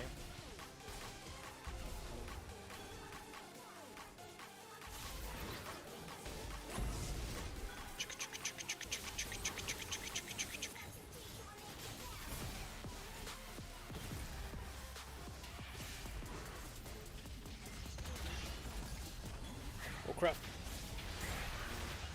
Welcome to the LEC post-game lobby. ARURF joined once again What? by Captain Wing and Betty Escaped, I see. as well as the Oh crap. victorious Whippo. Congratulations. If it isn't the Thunder God himself. Whippo, serious question. If you had a choice between Thor's hammer or Volibear's W, which one do you think does more damage to Reckless's face? Oh my god, Vedius. After that game, I think Volibear's in favor right now. Whippo, it was Vedius, so absolutely a savage. masterclass. Congratulations on the win. After your interview yesterday with Lore and frankly the disappointing performance with Astralis, I didn't have high expectations. Many people did. What happened? How did you step up to the plate today? I mean, I think it's the traditional every time we play a smaller, like I don't want to say smaller match because ultimately every match matters, but there is always weight behind a match against G2, so a smaller match with the connotation that the G2 match is always a But huge you, deal, don't, right? you don't make this much better right now by saying that. Like I remember almost every time we had an important match, even not even against G2, like I track back to Worlds. We lose against like a wildcard team or barely beat Clutch Gaming, and then we sweep SKT and RNG. Yeah, for some reason, we always mess up the easy games, and then the hard games are where we show up. So, I don't know, it's just a Fnatic thing, I think. Yeah, I mean, it was great to watch before. Admittedly, you were solo killed at level, what, 3, I think it was. So we actually did a breakdown of that, and my theory was that you lost because his passive came back up. Is that why you think you lost? Or, give me the deep. Okay. Nah, it was just a grief. It was just a we're taking the lead, we're dominating the game, and Lulu a is significant amount of healing from the W, but I hadn't really fought like that. I had my Conqueror fully stacked, and he was playing Grasp. So I thought I would have enough gas to just keep fighting him there, but all things considered, it was just a grief. So it was a pretty huge misplay. Like here, I'm saving my W and Q. Right now, I'm going to Q him as soon as my W comes up, chomp him, and then I run out of gas, and his spells came back up. So regardless of whether he flashes or not, I would always lose that. So yeah, that's fair. But what I thought was really, what was really good was then you then had the stacked wave and you set up the dive pop, and I feel like that this completely mitigated the 1v1 death anyway. Dominating. Look at that. Obviously, yeah. I mean, this was really clutch. I mean, it should have been a 2v1 dive, but we kind of misplayed communication. But Niski just TP'd and made sure. This made sure I could return to the game and still be in a good spot. So it was huge for me. Four times. And then, of course, you were able to get revenge, and you solo killed him later anyway. When he missed his E, this time he missed his E. Yeah, I want to see my vision score. I mean, but then the 2v1 as well. Like the emote spam was exquisite, my friend. That's good. That's good. 15. I mean, that one... It's easier. Yeah, I mean, it was a back and forth, and I was on the winning end this time, so it feels pretty good. I'm usually on the losing end of these, so... And that's just meta right there. It was absolutely fantastic. Now, what was communication like? Because from our end, and obviously we had that extended pause, Vedius and I had the pleasure, the legitimate pleasure, of going through all of those 0 and 10 minutes on the Every time I go for that. Trying to break it down. And it was quite stressful, obviously, like that as well. But with that many kills, that much action, what was it like? Self-made seems to be in the center of one of those calls. You obviously this is first time Viego. First time Viego. Let's go. I'm pumped. Let's go. The only thing I can think about is how Let's do this shit. First time Viego on the Earth. On Earth. That's the first time I ever played Viego. Since you're gonna do that, okay, bring up the second replay for me. You did this. Tell me how important this replay was to you personally. I go ADC. I mean, my target selection was definitely on the Kai'Sa because I felt like she was the biggest threat, but... and it had nothing to do with Reckless at all. Reckless is... I mean, I don't have name tags on, but here, when I opened forward, I was really feeling it when I didn't even expect him to die there. Like, I was surprised. It was amazing. I don't think we're gonna have It was clean, man. It was like, when I saw that, I physically went, woo! This is not the best way to learn Viego, I wasn't expecting it, and Reckless had flash, but this he could be definitely fun. wasn't expecting it either. Super important. This was here, which surprised me, actually. Yeah. Because of that play, at that moment, I knew you guys were going to win. When I saw Bwipo just decapitate Reckless, I think many fans did as well. You won Kia Player of the Game with 88% of the votes. And I'm going to take this moment just to briefly ask, how important is it? I know this game in the grand scheme of things isn't that much, but how important is it for you personally just to be able to pick up that first win against Reckless? I was joking saying #Reckless was the problem. Obviously, it's a best of one. It doesn't count. But, you know, what are your feelings when you see that and you look at it and you get to have bragging rights for now? Right. I mean, for me, the bragging rights are not as important as the fact that I feel like my whole team had a great performance. Like, that's what really reassures me the most. Like, I felt like across the board, everyone was outperforming the members of G2, and I don't know, like, I don't want to speculate behind reasons, but ultimately, when I look back at the game, even though Mickey and Hilly had some questionable moments, we can still say that Hilly had fewer, so I'll count that as outperforming, but everywhere else, I feel like we were really strong in the game. I'm not the most experienced player. That made the game so much easier to play for everyone, right? We could pick up that 20-minute Baron because we were so far ahead, and everyone was farming super well, and I felt like there was not that much pressure on the map at all. Like, everyone felt very comfortable, and that's super reassuring. When we spoke to Yamato yesterday, he was telling us about how this game, it doesn't matter if you win or lose. All he really wanted was just a good game. He wanted to showcase that the potential of this Fnatic squad, like, it was high, and it was good, and it could be good, and he felt frustrated that Fnatic wasn't yet able to showcase what it was actually capable of. Do you feel like this game was the first game where we actually got to see some of the ceiling for Fnatic? Do we think that there's more in the tank that we are still yet to see from Fnatic? Like, what is the potential of the squad from your perspective? I think we can go really, really far. I mean, for me, like, I never count myself out, right? Like, for myself and my team, whatever team I'm on, like, basically all the time I've been on Fnatic, even though G2 have such a long win streak now, I'm not going to count myself out until we're actually actively out of contention. Yep. So for me, having a victory like this and proving it to the rest of my team as well is like, it gives us a ground to work with, right? Like, this is where it happened, our first victory of the year. And on top of that, I think, given the fact that I died level 3 1v1 and Hilly died 2v2 level, like, same time basically, like, I would say that avoiding those deaths is a very easy way to get a better performance going at the very least. What I absolutely loved, Upset put it best. He said, you know, after the Astralis game, we just went back to the drawing board and went, stop dying to towers, you know? Well, they learned the towers do damage. More than you know what I mean?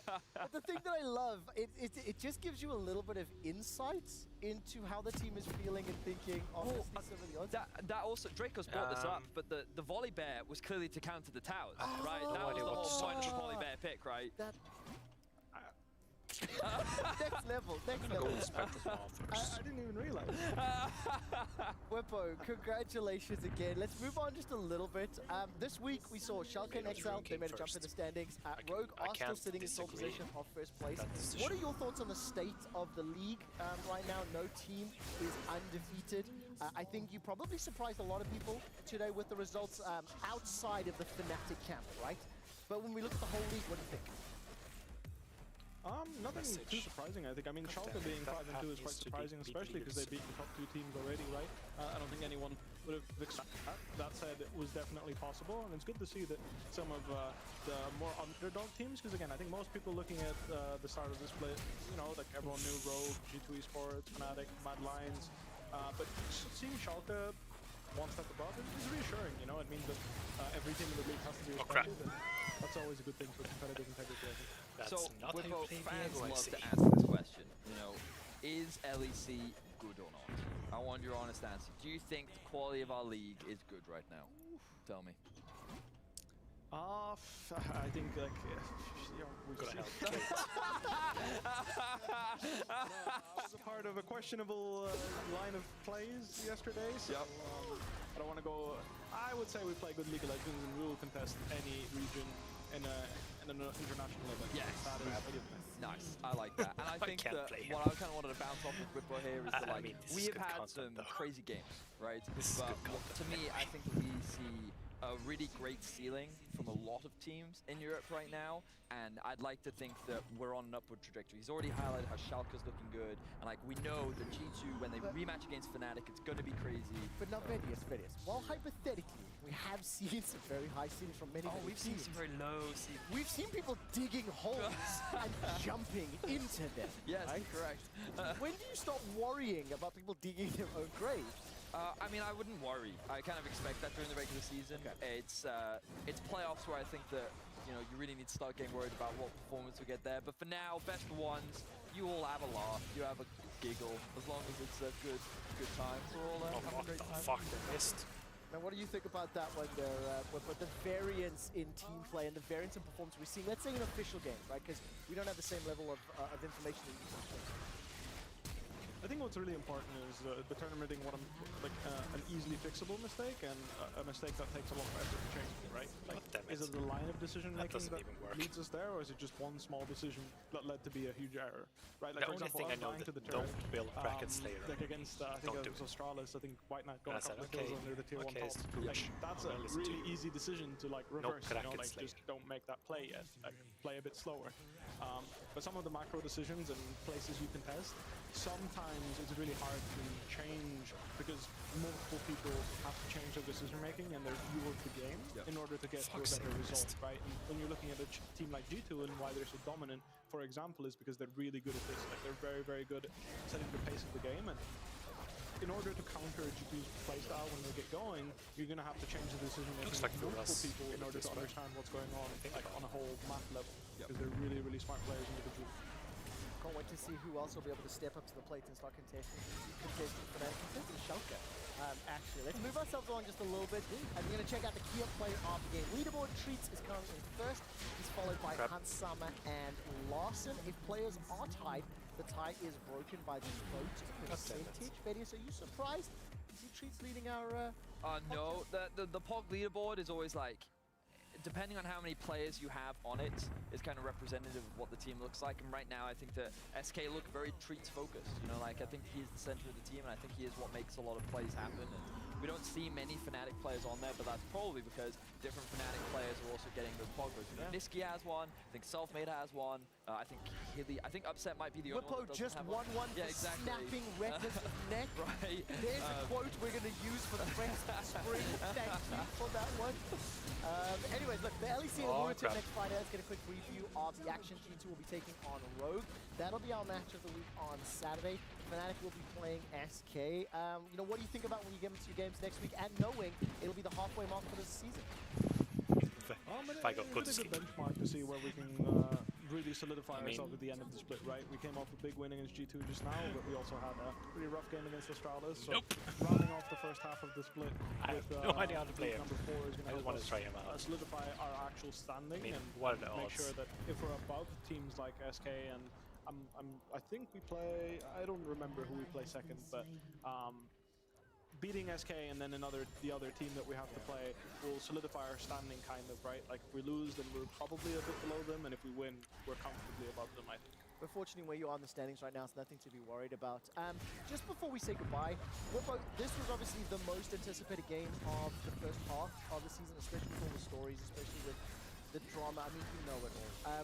What would you like to say to the fans, to the viewers, to anybody that's contributed to building up to this? I have a personal thank you to everyone on social media.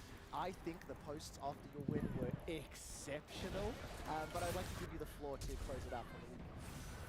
I'm just super happy that I can be a part of that. I was actually, like, in the moment, I realized, like, after the game, I realized how much I missed the crowd, right? Like, in that moment, I'll quote it again where I snapped Reckless's neck. Like, I always imagined how much my table would shake after such a moment, right? And it just makes me miss the crowd. The fact that I can imagine all the fans getting excited at home and stuff still makes it really good. Like, I can imagine everyone getting excited for these games, and that's just an amazing feeling, and I'm really happy to be a part of all of this, and obviously it would not be possible without such a great rivalry with G2. It absolutely is the case. We have such great pro players here. Really, I love them all. You're all great, fantastic people. Whippo, congratulations. To everybody at home that watched, thank you so much. Don't forget the selfie. I'm going to do it. I know I get told. Gotta take the selfie. While we're getting set up for the selfie, I do want to say thank you to everybody that watched. I want to apologize for the pauses, the delays. Brilliant internet. What are we going to do? I do want to say thank you, though, to production, to Vedius, to Eva, to everyone that helped make... Wait, that's not selfies. Hold on. I'm getting there. Thank you to everybody. This was awesome. Congratulations to Whippo. Congratulations to Fnatic. We'll be back. I hate selfies. Thank you, Whippo. Thank you so much. What an amazing week. We'll see you next week. LCS is on. Go watch LCS. Oh, we're going to LCS now. Oh, 100 Thieves. Do they play today? That's my team. That's my team. That's my boys. That's my squad, you know? That's the squad. 100 Thieves. Yeah, now we're gonna win this game because they have one AFK. Look at the squad.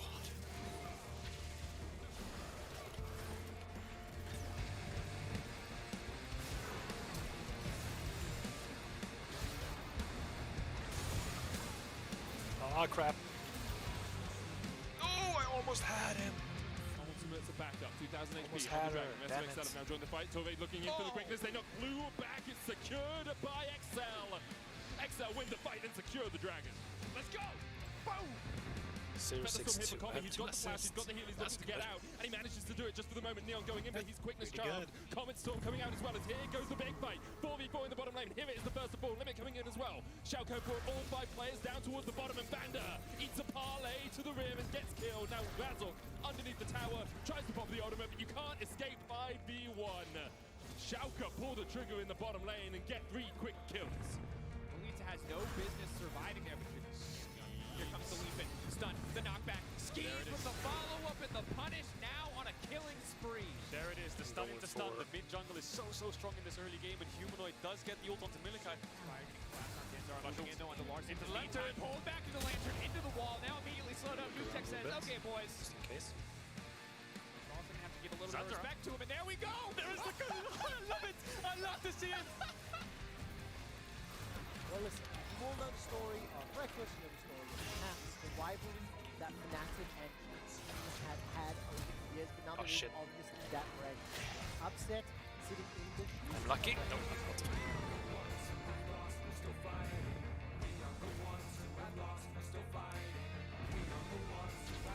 A great ending of today's episode. LEC.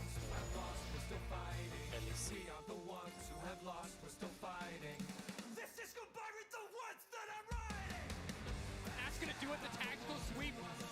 LSA goes down too! Are you kidding me? Whoa! That was personal.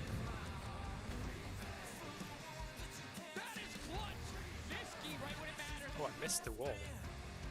And I cannot believe the Fnatic coming back for revenge. They are certainly look like a reborn lineup.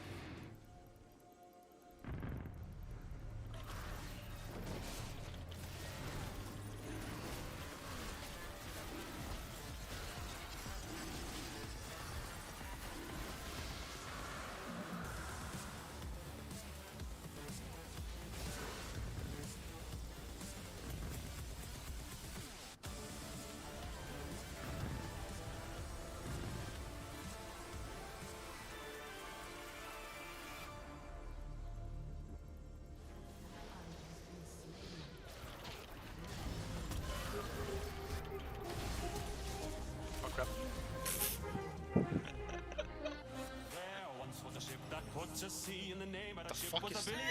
The winds blew hard about it down. Really? Blow me, bully boys, blow. She had not been 2 weeks from shore. What is this? Down on her, right whale bore. The captain called all Some of the week. Take that whale in tow. Soon may the wellerman come to bring us sugar and tea and rum. It sounds like a When it's done, we'll take our leave and go. Soon may the wellerman come to bring us sugar and tea and rum. One day when the singing is done, we'll take our leave and go.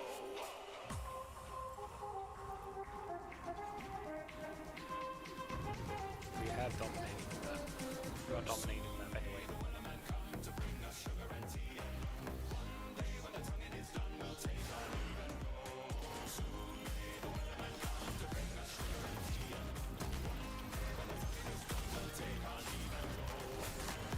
Holy crap, I still died.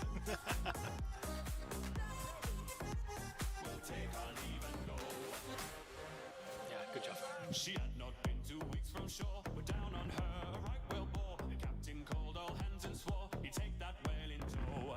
Before the boat had hit the water, the whale Was that a crow? came up and caught her hands to the side. Harpooned and fought her and she dived down below.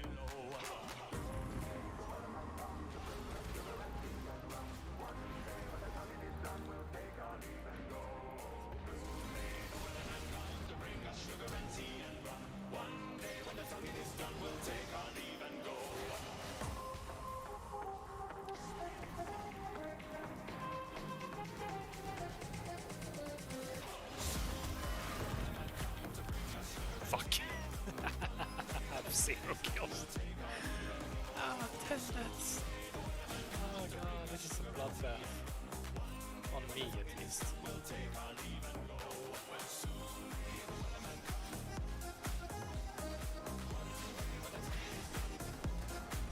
Yeah, I'm not gonna play this guy today.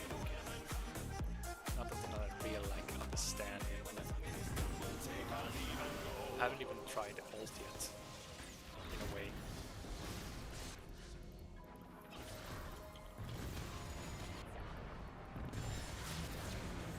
Okay.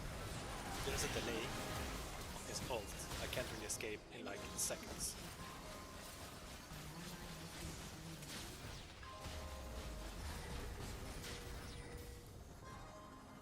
Your inhibitor has been destroyed. Your turret has been destroyed. Ah, we lost the game on the mid.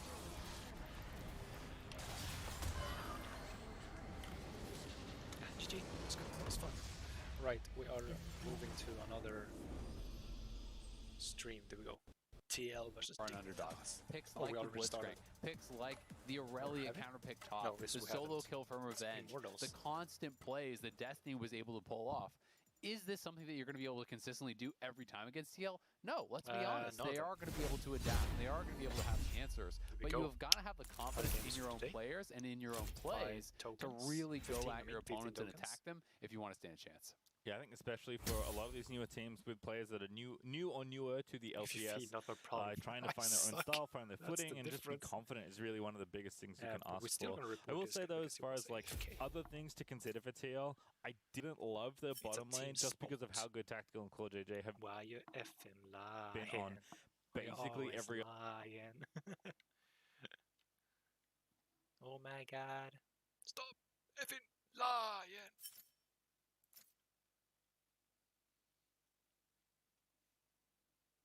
Very powerful, but it was the fasting center. It was farming TK. Like these just aren't picks that are doing the same things for TL that I've seen when they have been more successful in the lock-in tournament. So it's not like never pick them. It's not like don't practice them, but the side plat just hasn't been. It wasn't the same, certainly in their last game. So maybe that's an area they can look to, especially if Neo is going to have yet another pop-off game. But the chance of him getting Kai'Sa and if he gets it, getting a comfortable lane for him, feel pretty low this game.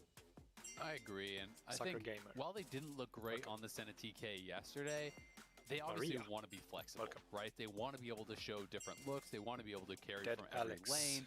And I think sometimes that does mean putting your bot lane on more of that supportive style of role. So I think it's okay, but they did not have a great set of games between them yesterday. So we will see if they're going to be going back towards that, or if they want to go back towards some of the aggressive picks like you're talking about. Because yes, they absolutely destroyed teams in 2v2s when they did have a hard engage style bot lanes, when they were going right at them with early game aggressive picks. Like the Samira for Tactical has been enormous. They're going to be banning out the Kai'Sa. We're seeing Seraphine taken off the table here as well. Interesting to see GP actually banned out here first round for Dignitas, which almost smells like a blind pick tank top for Fake God. If he wanted to go towards something like that, that's almost guaranteed. Okay. So it makes sense. You go towards the Gragas. You don't want to be laning up against that GP. Yes, this could be a Gragas flex down somewhere else, but with the GP ban, I really am thinking that this is just blind pick top and mid right off the bat. Can I reach 10 on him? Yeah, I mean, these are very comfortable champions. I think if Fake God is thinking, like, I don't want to, like, 1v1 on Fari and pick a more volatile matchup, Gragas seems like a perfectly good option here, and he can be a bit more aggressive build-wise depending on how you want to go. And Soligo is easily Soligo's most comfortable champion. It's his most played champion throughout Academy, in the LCS as well, in a few games before starting in the LCS for this season. So certainly wanting to make sure that the new faces on Dignitas feel comfortable, which I think is very sensible. Udyr and Renekton are very powerful in just about any comp. Jensen looks like he's going to go back to Orianna as well, so a very classic mid-lane matchup. That's Nani, probably not going to pick it though, but we'll see. Thanks Jensen for that one, but it is going to be Orianna. It's what he's been spamming in solo queue, so I think a lot of people are kind of being like, oh, is he going to play Annie? Is he just trolling? Does he actually like when's he coming out? I think he's kind of baiting people a little bit. But I will say, if Dignitas doesn't have some sort of surprising stuff for their top lane here, then their draft is not good. And I mean, if they are going to be flexing the Gragas down to bot lane, and they've now faded out the Renekton to get a win, hey, I like it, I'm with it. But if you are actually blind picking both your soul lanes on red side, and then giving counterfeit for both soul lanes over to Jensen and Alphari without some sort of really smart plan that is going to smash something on the map, I feel like Dignitas have already absolutely thrown away the draft. They have got to have an incredible bot lane 2v2 that TL isn't expecting, or some amazing jungle pick for Jardock that is going to run over the game. Because at this point, I feel like no matter what TL does, their last main picks, they're so far ahead as far as the draft day, because generally speaking, most pros will tell you that Orianna encounters Azir, or at the very least has a winning matchup, is very comfortable there. Jensen has a good career win rate against the Azir in the Orianna matchup. We're actually looking at this yesterday, and I think Alphari is going to be really happy playing connected to the Gragas. So, a Juju here has already been picked up from Santorin. It doesn't feel very abusable by many jungle matchups, so interested to see what Dignitas have here. Yeah, Senna going to be banned. I mean, I think sensible. She's still very powerful, even though Team Liquid did lose on the champion yesterday. Seraphine was banned again, and Kai'Sa actually was taken away for Neo, which is the reason he's playing Xayah, which is another champion rising in popularity. And again, if you're looking for like individual playmaking abilities, Xayah is one of those champions that can have a lot of really good individual moments. And given how well he has been playing so far in only just one game, it does feel sensible to give Neo a bit of agency in that respect. Felio's still going to get banned. Kindred going to get banned. Probably another carry jungler here, because like you're kind of saying, it does feel like Dignitas painted themselves into a corner in draft already, and kind of like Dardock or some really surprising 2v2 has to bail them out here. Yeah, I mean, I like that these bans are coming out. It's something a little bit atypical, because if you're TL, if you're drafting from TL's side, you're really confused. There it is. It's Mundo jungle. So that is what we are actually going to get here. I think almost 100%. Mundo jungle is actually quite strong, I think, on this patch. Has a very good clear, is a pretty powerful tank. Yeah, he's a very fast clear. You can become this really, is the really fastest strong right now. You have a lot of gold income clear in the his jungle these days, so Mundo can actually get to the hyper tank level. In this patch, theoretically, this could be swapped up to top, but I don't think so. Generally, Renekton's actually pretty hard early with healing cut for Mundo, so I'm expecting that to be in the jungle. And then if they can get us something here that feels like a winning 2v2, maybe you go Morgana or something, I don't know. But still, I just don't feel like the Mundo's enough. It's like, oh, that's a cool pick. But what would TL have changed in their draft if you just picked this early, right? Like, nothing would have actually changed. So, unless Dignitas have a brilliant support counter pick here, Still pretty confused by the drafting order. Yeah, I mean, they got 2 extra jungle bans, but maybe you would have preferred to play Kindle. Can I listen to... I guess we'll find out. Wouldn't elect your soul lanes both getting counterpick? Yeah, but look, there's that too. Gragas could still be flexed. They could still do some weird stuff. So I'm excited to see what the final pick is here. We'll see if we are convinced. Okay, so it is going to be Blitz. So this is a matchup that people do like. Generally speaking, the interaction that people will reference when talking about Thresh versus Blitz is the long windup on Thresh's hook. So when Thresh looks for the hook, you can then point and kind of get the point and click hook on him as the we can listen to Pretender. Nice. I'm going to love this one.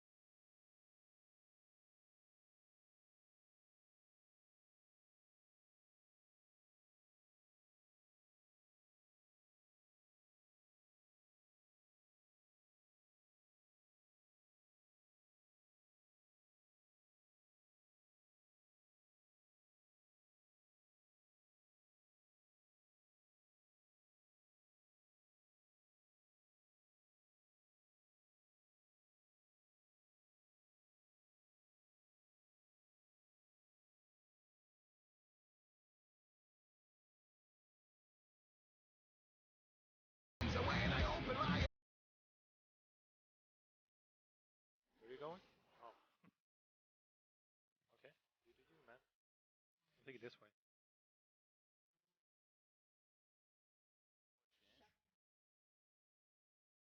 Good job.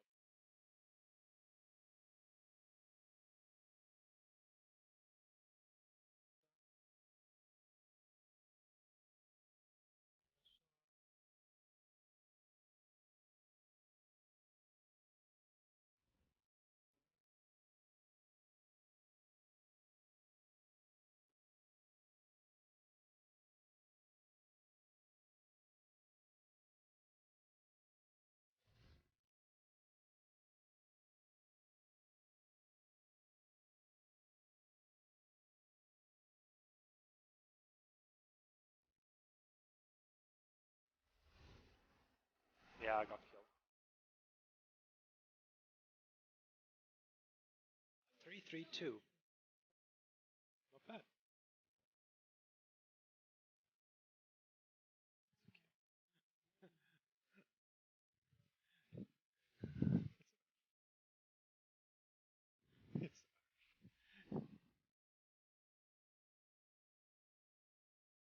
The randomness of ARURF just really messes up everything.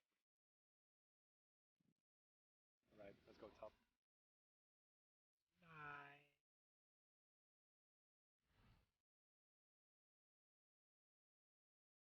Oh crap.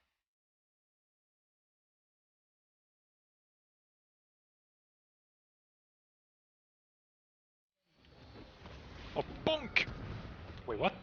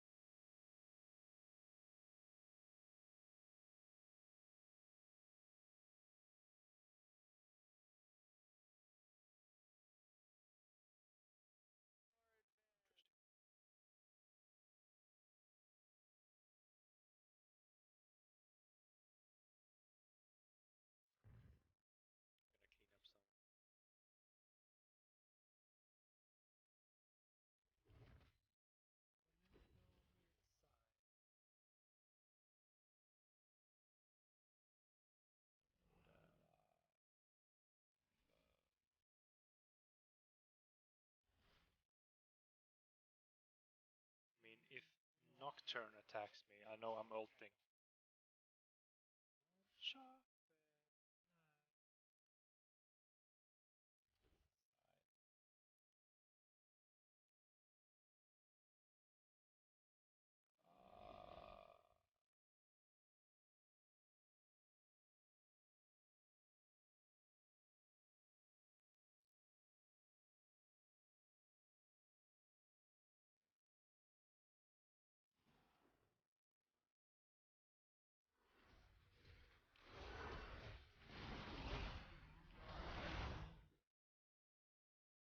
Go.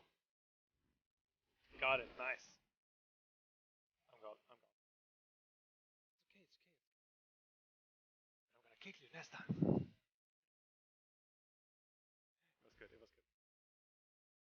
Down one. I'm right.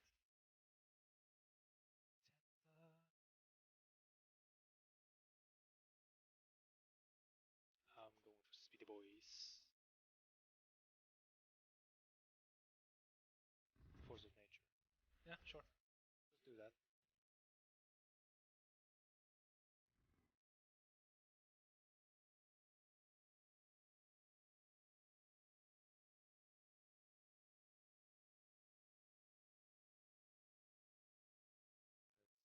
Look around.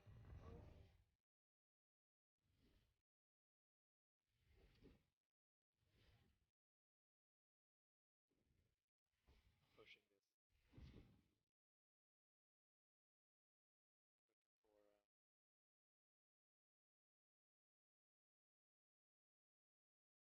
Alright, we got that. Crap.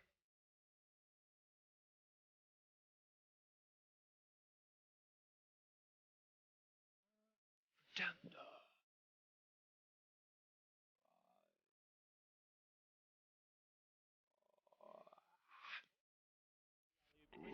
But the good hook there for CodeJ on the other side is going to give tax.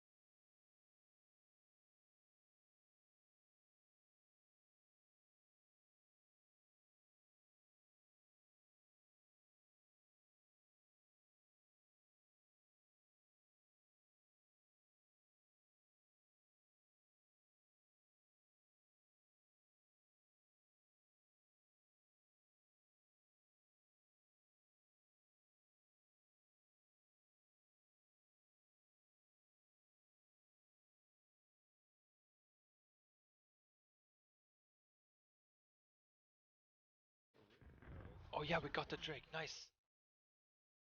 Didn't see that though. I'm taking this boy.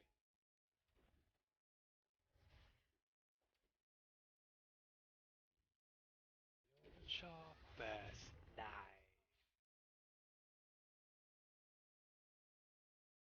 Hello.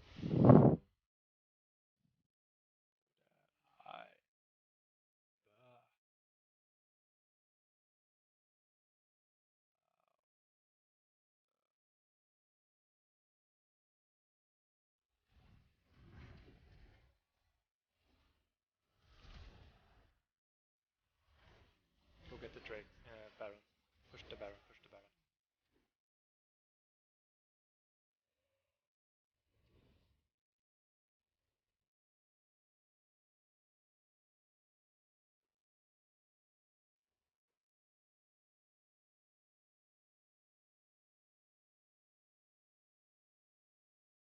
Good, good. Oh my god, we got him!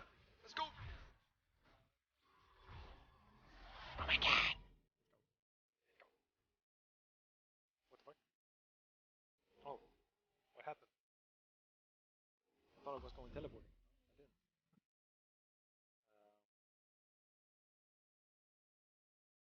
What do we recommend though? Oh yeah, boots. Thorn mail. Alright.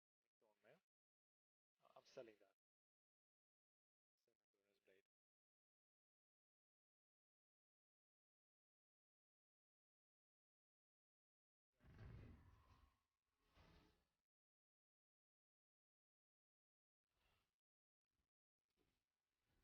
Blade.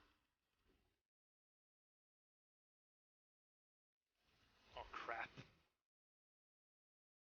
Oh my, that Jinx though. That Jinx. She's fast. She's really fast. Come on. Oh my god, Pantheon, let's go! Pantheon hero of the game.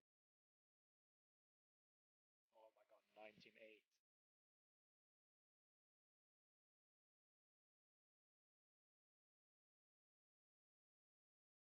Raven! God damn it, Raven!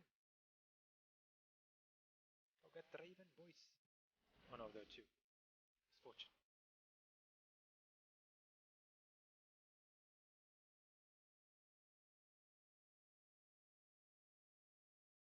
What happened? I thought I used...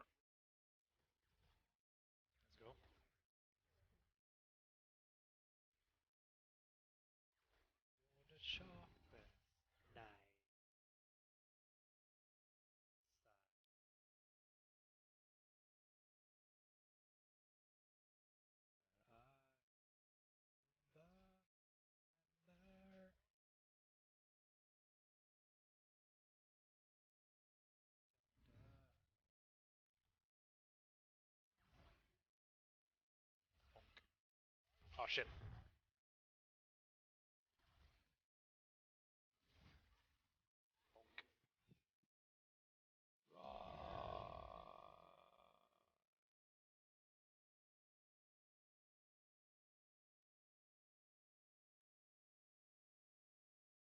Oh crap.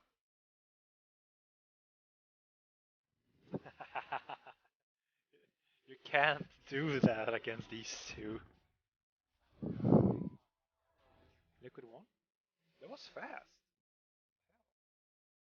Really fast.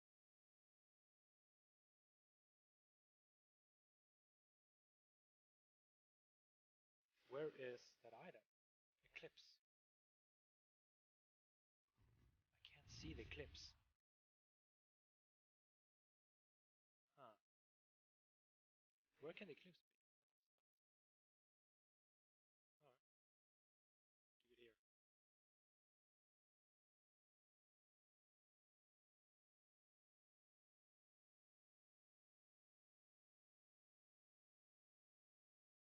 Alright. Keep it here. That remember.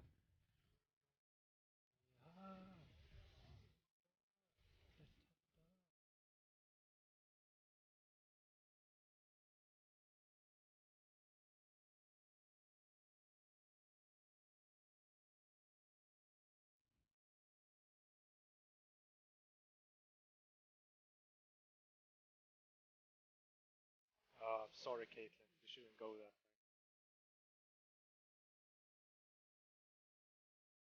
I'm just gonna fool around with her a little bit. Bonk.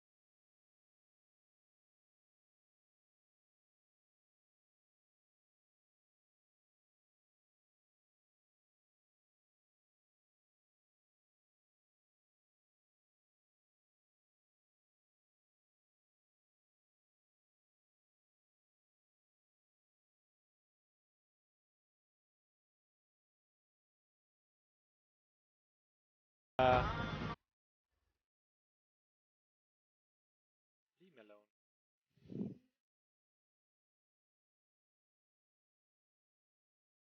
Yeah, we lost first.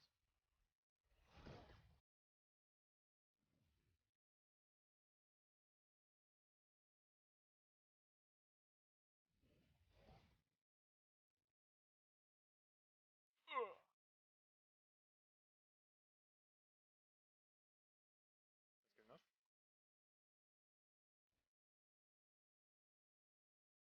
Bunk! You're dead.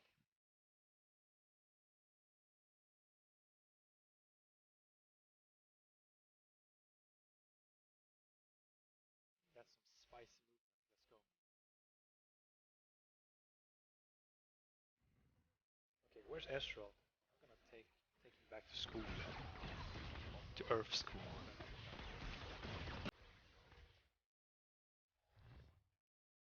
Okay. Go back. Go back.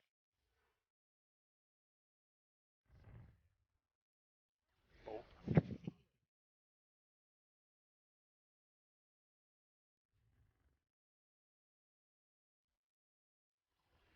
And we got a double kill. No!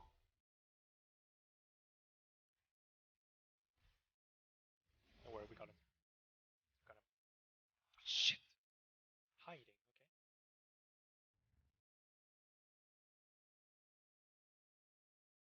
Let's go.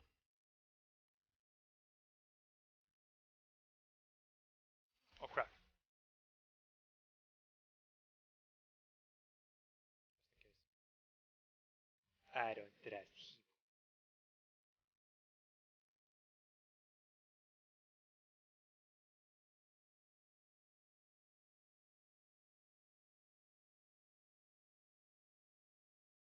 Oh crap, Ezreal got me there. Nice. Shit. And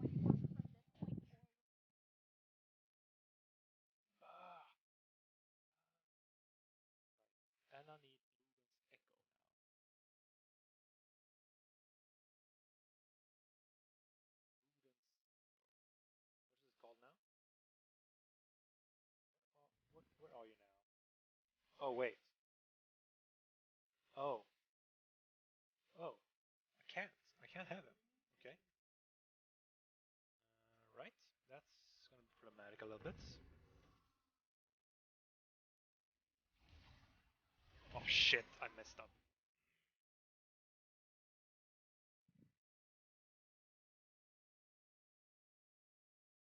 Yeah, I knew Ezra was gonna be a problem. Come on, Rise, I believe in you, man. It's a draw. Good job. Remember.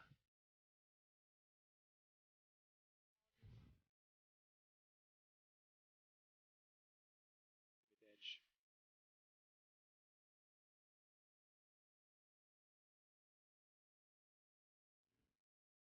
Should I go and just kill Akali out there?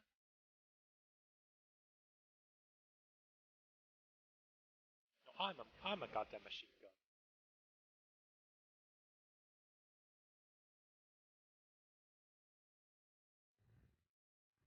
They have 2 Drakes already, that's just problematic.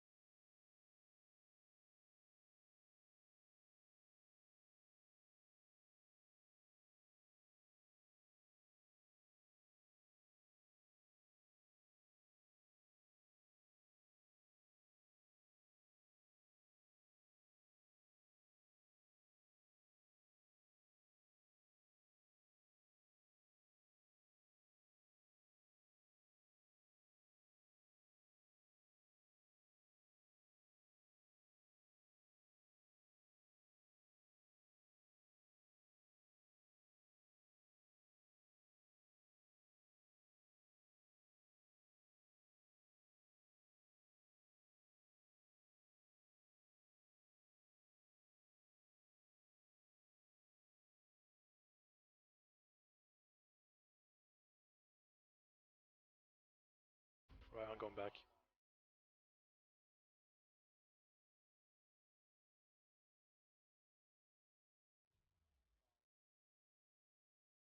God damn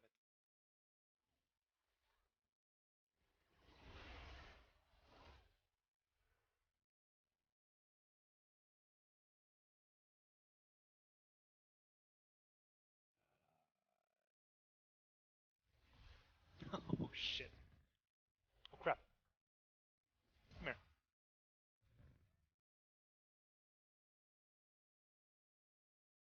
Hi.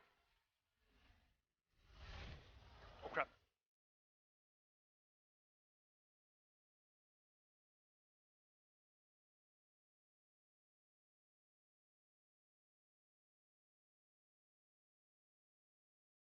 Oh crap. We're on my way, on my way. We can't make it back. I don't think we're gonna make it back. Oh, we can make it back.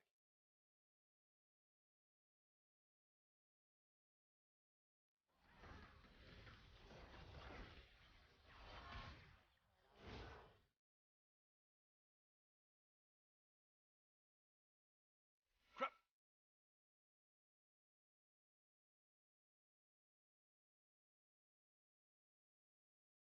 Oh my god, we got her! We're surviving this game, let's go! Epic move! Epic moves! Epic moves! How are we surviving this game? How the hell are we surviving this? Oh my god. Oh my god, I'm so happy. Let's go.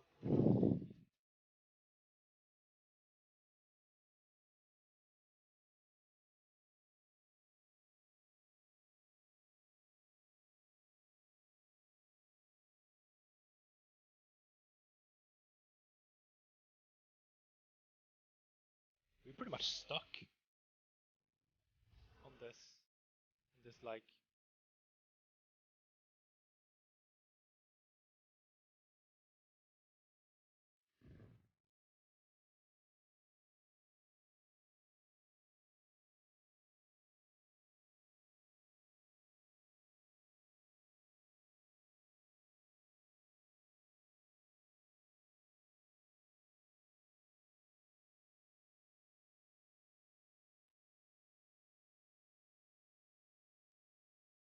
Oh shit, they got that one.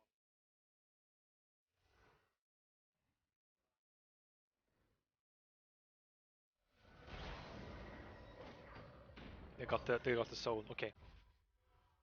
Now we're having a problem. Now we're gonna have a problem. Yeah. Very problematic now. Hurricane. I hope this works. What was this speed?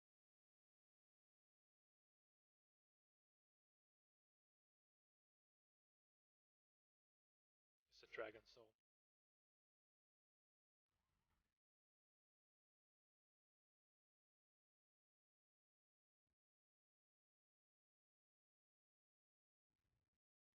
Power of the cloud soul times 2, right?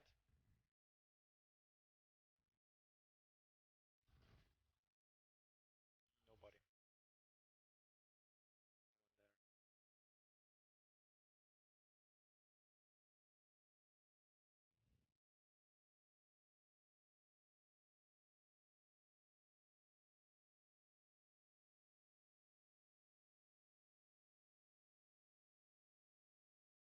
Here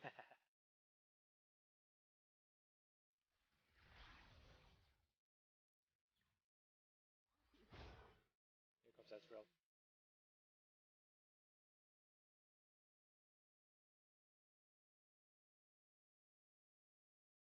Oh my god, I was too close again. Yeah. Oh, less than 1 minute. It's time for 100 Thieves.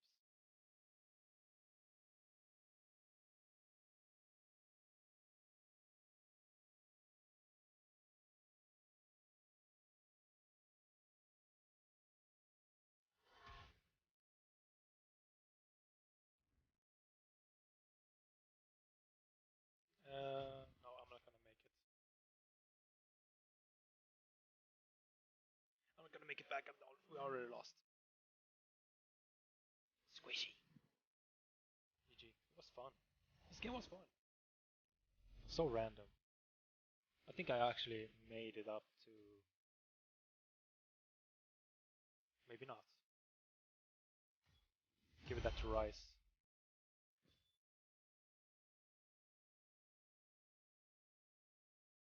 Oh shit, okay. That wasn't even close. Pretty close. One more game? Or should we go rewatch the game? Okay, I think you guys are really like enough. It's enough. Please, no more, little sister, please. Fine. But their coordination really was off. At times, we saw players looking for solo plays or people going forward while others were peeling back to disengage. We saw, a few too many of these hero type plays that I think didn't really work out for them in the end, but they are deserving of credit for hanging on when their base had already been cracked, for finding multiple TP flanks and coordinated opportunities there to extend the game. On the other side, 100 Thieves did pick up a win against EG, but they had a much slower start than we were expecting. The early game was not what we were used to seeing from them. When you look at lock-in, when you look at how dominant they had been in a lot of the early stages of the game, this was more of a slow burn. They got behind early. You can see 3K behind at that point, and had to fight it out through team fights. And it really was down to some individual great performances someday here, finding the hook flash over the wall, killing off multiple members, and having the GA to actually revive here and continue the chase in this fight was massive for them. Did really end up having a monster game, but it was not an easy one by any means. These could be looking to improve on that performance and try to be a lot more clean against what should be an easier matchup for them here today. Yeah, so it was a close game in the shooter, and we're at 46 minutes. Ignar went for an engage, just barely missing Devontae. That is rare. A triple kill. That is very rare. Delivering the grab and Jin. Jin. Yes, we can finally play Jin. We're getting Jin. Killing off the Xayah, then kiting back. I just got this skin. If you haven't followed me on Instagram, then you would. You should know. I actually got this skin on the roll on my story. I did on the story. That's the ugliest skin right now. That people had it in originally. Yeah, man, if you are ordering Grub Hub while watching LCS, you can use the code GHLCS for a hashtag chest alongside your order, and for a chance at a $50 Grub Hub gift card. Let us know when you think someone delivered a win using the hashtag GHLCS on Twitter. Certainly not the speed I think we expected 100 Thieves to play at, though. They've definitely been a very early game into fast mid game into no late game, because they won already team in a lot of cases. So it was cool to see EG kind of battle with them so early and get an advantage. It is nice that they're showing some range, and I think we will see this more from the Thieves, particularly around which lanes they play around. I know they're big on saying, Ssumday is a very versatile, very powerful player, and they don't want the game to just be about closer ganking bot lane and FBI getting ahead and the team kind of riding that wave. So it will be cool to see the Thieves evolve, and in some ways already seeing them take a hit early and having to kind of come back from an early game that was looking good for their opponent's side is refreshing as well. Yeah, I think it's good to have that adversity, be able to show that you can perform in multiple different situations. Something I'm going to be really interested in seeing for them is the development of Demonte and where he wants to take it as far as champion pool. I think everyone is aligned that he's really good on these global picks, these roaming picks, but he's getting targeted more for them now. We're seeing Galio and TF become pretty consistent. By the way, I have still had the Origin logo, understandably. Whenever I play. I'm just interested, what does he want to do with his playstyle from there? Does he want to try to find more roaming picks that can fit into that playstyle and just try to slot in and play like that? Or does he want to play more around the meta team fighters, things like the Orianna? Where the hell are you going, Ash? I think that can dictate a lot of what 100 Thieves is going to look like going forward into the regular season. Yeah, he's definitely been fulfilling more of a utility role and more supportive, certainly, even on something like an Orianna. He feels like he's more speeding up, the carry jungle or protecting his AD than kind of taking over the game himself necessarily. I think part of that is just that's what mid lane is about right now. You don't see nearly as many flashy OTT assassins really going in, even though Akali has seen some plays. She's not nearly the mana she was, or something like Kiana when Demonte debuted that champion. So we know he has flexibility. We know Thieves want to build total versatility within their team. We'll see if they have any different looks here up against CLG today, as they are looking to take a 2-0 start to their weekend. CLG still in with Finn. Be cool to see him play another game. RJS also still in from a camp.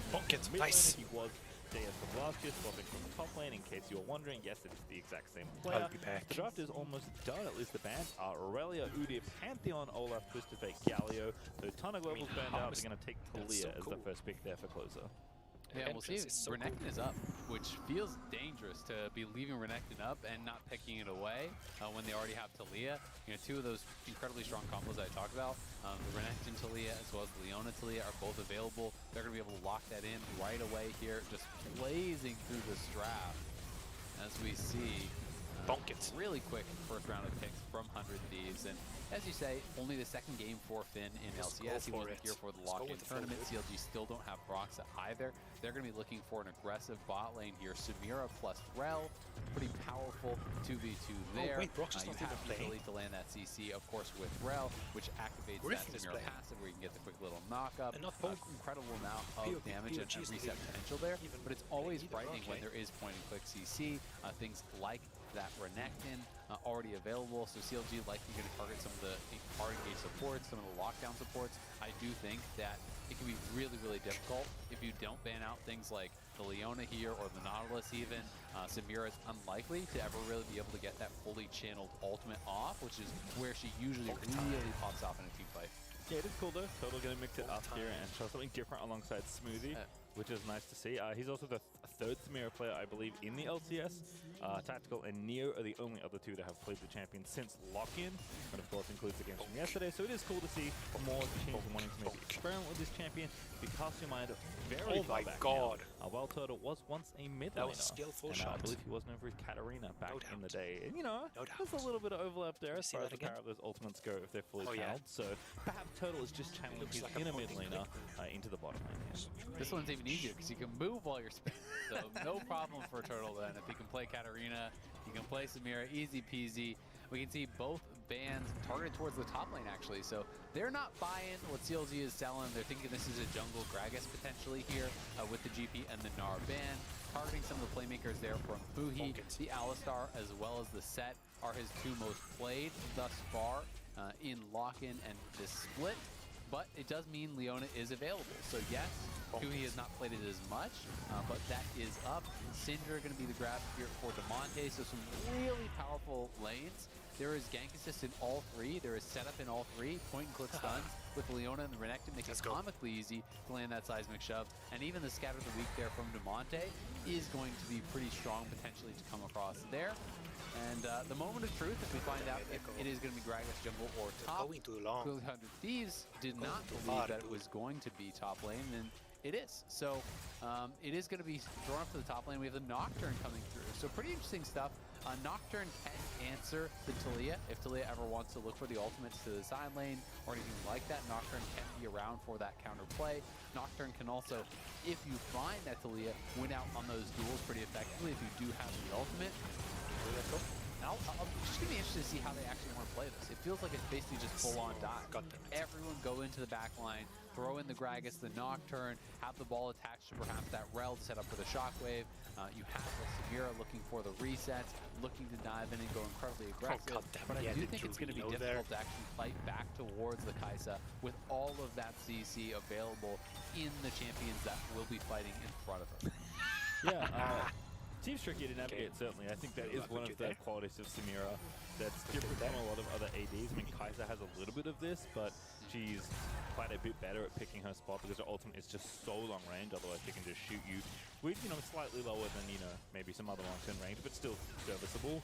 Samira kind of needs to dive in and be in melee range to spin around with her ulti to really do a lot of damage, so you have to commit for Turtle, whereas Kai'Sa doesn't always have to, and as you're saying, this feels very tricky for Samira to find angles with all of the options that the Thieves have available, so I'm curious to see, but I do like to see what Jinx do up Nocturne, pick the chin a little bit on, but not all that much of Griffin, you know, supposed to be from in Academy, filling the shoes of Broxa, who is still unfortunately waiting on some visa troubles to resolve. So stepping up, you know, saying, you know what, I'll play a carry here. I think I can play this well into Closer's Talia, which is a very big ask, given how powerful Closer has been. But I do like some of the interactions there, and already mid lane is seeing some action. It's just Damonte though, so it is a feint, as the rest of 100 Thieves are going to walk into that brush that I believe is currently we're starting the game. Go 100. Exactly. That's why he's going so aggressive there, to open up the brush, but because they already have a ward in the pixel, CLG is not really in any danger because if 100 Thieves ever comes out of that brush, you'll be spotted by that ward. So nicely played on both sides. I always like the attempt at the level ones. I think the cost is very low and the reward can sometimes be incredibly high. So I like that 100 Thieves went for it. It's not going to amount to anything here, but still worth the attempt. And it is definitely interesting to see the Nocturne come out, because traditionally we're seeing Nocturne more as an answer to things like TF, and Shen, shutting off the lights so that they can't actually go with their global, or they can't actually respond to the play that you're trying to look for. In this case, it's not really anything like that they're looking to set up. So I'm honestly not really sure exactly what prompted them to go for this, as 100 Thieves still looking for a right here. And gonna clear out 2 wards, so look at all this stuff nice little grab for them. And we'll see if CLG actually want to contest here, because it looks like they're just down to fight for this blue buff. That's my main. And they have now been spotted. Because that's going to be leaving as well, so the rest of 100 Thieves will in fact leave the area. So annoying to have maybe going to force a smite fight here. Finn's here too. As well. What is happening? He's out. Now he's going to have to TP at level 1? Oh my god. You hate to see that happen. That is rough. Because now, if he has any sort of a bad laning phase against Someday, you do not have that TP. So, I mean, Closer could even just do a bot to top clear at this point and try to look for any sort of pressure on Finn. It's going to be that much more valuable without that TP. So, Finn thinking it was really about to break out into a huge scrap down on the bot side, felt he needed to stay to try to protect his jungler at that blue buff. So 100 Thieves just disengaged, and yes, Talia had a little bit of a slower that's start close. That's way too close. The side of the map is not going to get leashed, but getting the TP out is well worth that trade. Yeah, I mean, you kind of talked about it a bit in the draft, where it's like, oh, I wonder if 100 Thieves will cover some options for Sunday, because maybe they think the Gragas isn't going to go top. The other thing is, I think they just didn't care. Sunday's Redactin is so good, and I think is very safe in a huge variety of matchups that they would have been fine even if it was the Gragas, which is what ended up being. Surely that TP does help Sunday out a little bit. Also, as absolutely expected. Oh crap! That's Alright, here we go. Really nice reflexes right there. Bounce away there. FBI flash to the other side of the tower. Did you just get a double kill on that one? That's good. Looking for the stun, but isn't going to find it. Here's Griffin. His first blood goes over to RJ as the crab go up. That's going to be a second kill over to CLG as they answer beautifully and take out 100 Thieves. Wait, we blue or red side? Oh, we blue side. Level 2 there, it didn't feel like the dive was going to work anymore. And this is the kind of play that 100 Thieves has been going for consistently throughout the lock-in tournament. But the difference here was they didn't have their jungler. Normally that is the 4v2 play that they're looking for. Now on the top side, they're trying to punish Finn for not having his TP. What a flash by Finn, but I don't think it's going to matter. Someday getting low, not dead. Hi, bro. Oh my god. Oh my god. Okay, I'm going to leave. I'm going to leave. I want to see it. Yeah, he was too late on the seismic shove. I want to see this. Oh my god, the damage! During that Renekton stun. So Finn was able to flash out of Void. This is literally a replay of the last game of Santorin running down top lane to a Gragas. We're seeing it again. Here's the play one more time. They get level 2 Someday. Is not going to be joining the play. He's not TPing. The jungler's not here either. So it is just the 3 members. FBI going in very, very deep. Does get taken down. Yes, they did kill off Turtle, but it does end up costing them 2 kills. The benefit for them was they're denying all that. Bonk time! Up on the top side, they're looking for this dive, and the stun just came out too early. Maybe not realizing that wasn't empowered. Something actually didn't have quite enough rage. He wasn't in the red bar there to get that extra duration on the stun.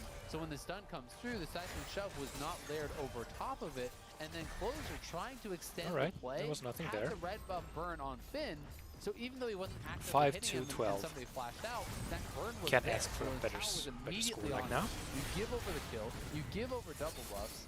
Pretty big errors here early on for 100 Thieves. I mean, in theory, I'm here for it, right? Super aggressive mid CP. Here's a flower.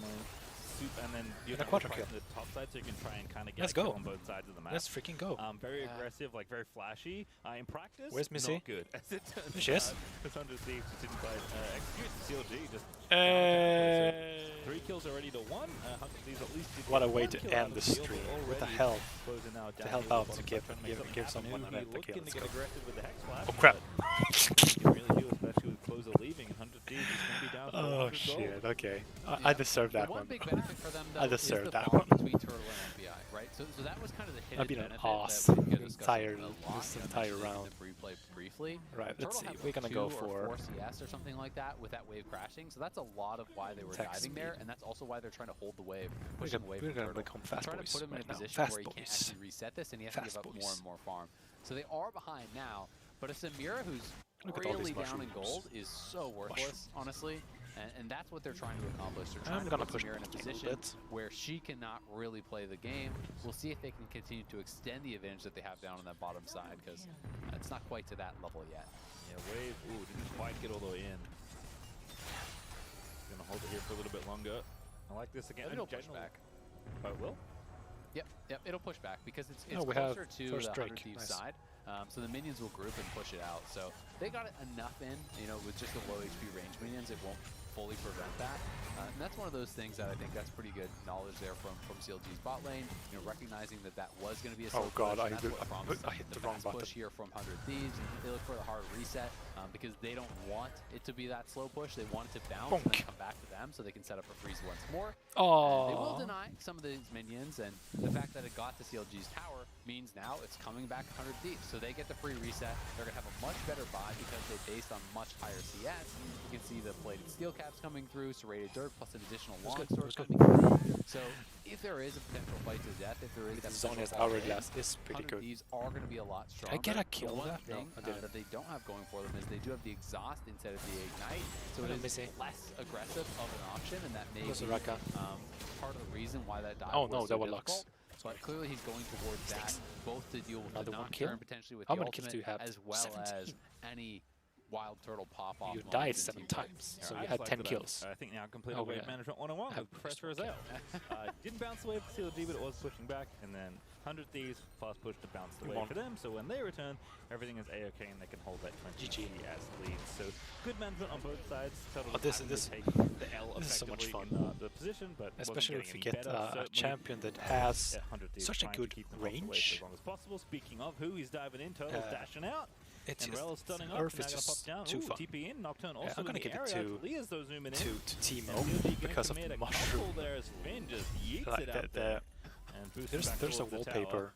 That is not Field what of you Dreams. Gragas TP with Search for Field of Dreams. Finn, unfortunate for him, League of Legends. Kind of bonks him to safety you understand there. Looks like the why I gave Teemo that honor or Finn is just because of that. The base, but someone's got to get top and try to answer that. So yeah, it will just be Finn staying down here. They're basically saying, all right, you're here. Well, we're lane swapping, I guess. And maybe try to make some sort of Rift Herald play happen at the same time. We did see Griffin drop the ultimate. That went mid and forced Damonte's flash that I did see from that mini-map. But not really able to get too much on either side with their plays. And he goes, the shockwave is flashed. Well worth the attempt there. When you do get that flash out, you can look for the repeat play. So I want Griffin RJS to be looking for that kill on Damonte as soon as the Nocturne ultimate is up, knowing that he won't have that summoner to not be able to avoid that whatsoever. A-. In the meantime, Griffin just going to be going for this dragon with the Iron Spike in there. He's likely going to be going for the tanky Nocturne build. Some people do go lethality still, but much more common these days is just Gore Drinker Sterix, and you just go Lethal Temple like this, and you are much more of a bruiser. Ooh, someday popping the ultimate. Getting on top of Finn and dealing some damage. Griffin basically with the Drake will finish it off, but Finn needs a bit of assistance here. Griffin, though, is going to make sure his top lane is a-okay. And Someday, once again, with a very nice attempt. Just keeping up in pressure, keeping up in farm. And this did kind of mean a lane swap, actually, as you mentioned already.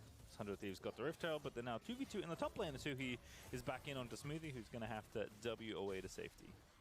And this is just not a fun lane for Wild Turtle. They match the swap, and again, the wave is pushing away from Turtle, and they're just constantly holding it away from him. That's how they're extending this advantage. They are constantly bouncing the wave, and then they trim it just enough so it's a slow push, and they can kind of maintain that. Anytime it starts to get a bit out of control, they push in the wave, they reset it, and they start that process over and over and over again, and they've created a 30 CS advantage with that dive plus all of this. Now, nice Turtle's hair there as Damonte drops the ultimate early, and had RJS not flashed, then you have all those balls on the ground for the scatter. Oh, nice play. Again, though, Ferromancy in the mid lane, but it's not even needed, really, as Griffin's going to pick up the kill with that combo once again. You said you wanted to see it, Azale, and CLG will do you proud. That was perfect. That's exactly what you need to do. When you force out a summoner, you don't get any real advantage from getting the summoner out. You get an advantage for punishing the person for not having it. And CLG are able to do just that. Back-to-back ultimates towards the Syndra, and the timing was even better because 100 Thieves had just revealed themselves mid and made their play. When that failed, CLG knows that they are backing off, that they are leaving mid lane, and it's just going to be Damonte on his own, so able to execute on that, get a kill for themselves on the Nocturne. RJS already had 2 kills from that bottom lane dive, and CLG are in a pretty good position thus far. Yeah, looking good actually. Looks good. I mean, I like the attempt, but good flash from RJS to get out, and then the counter play is just very, very easy. Exactly. Like they see them exiting through the top side, so they know that there's not going to be anyone here. In they go. You can see Smoothie actually flashing in to be in range for the E, so he could still have the stun and not get out of range of that tether.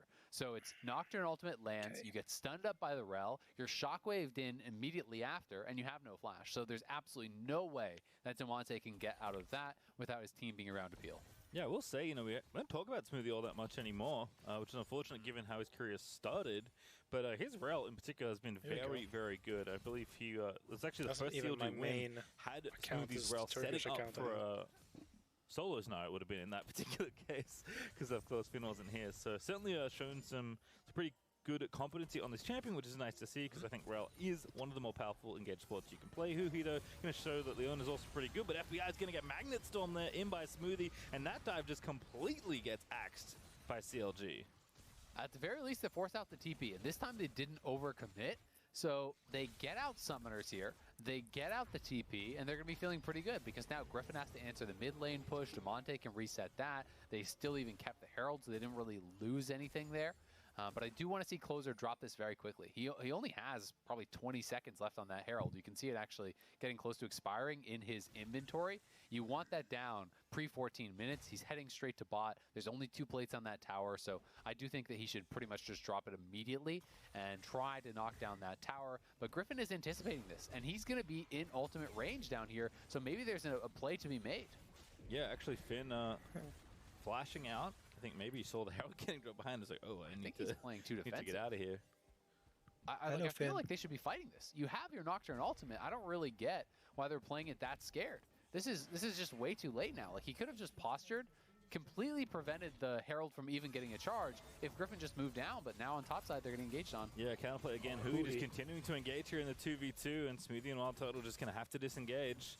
I mean, no kills, but still the pressure is mounting. That CS lead still very healthy for FBI. And now comes the dive for 100 Thief. It's Someday this time. Come on, Someday. Up on the top side of the map. And looks like he's going to be the first target. He gets done. TP in again.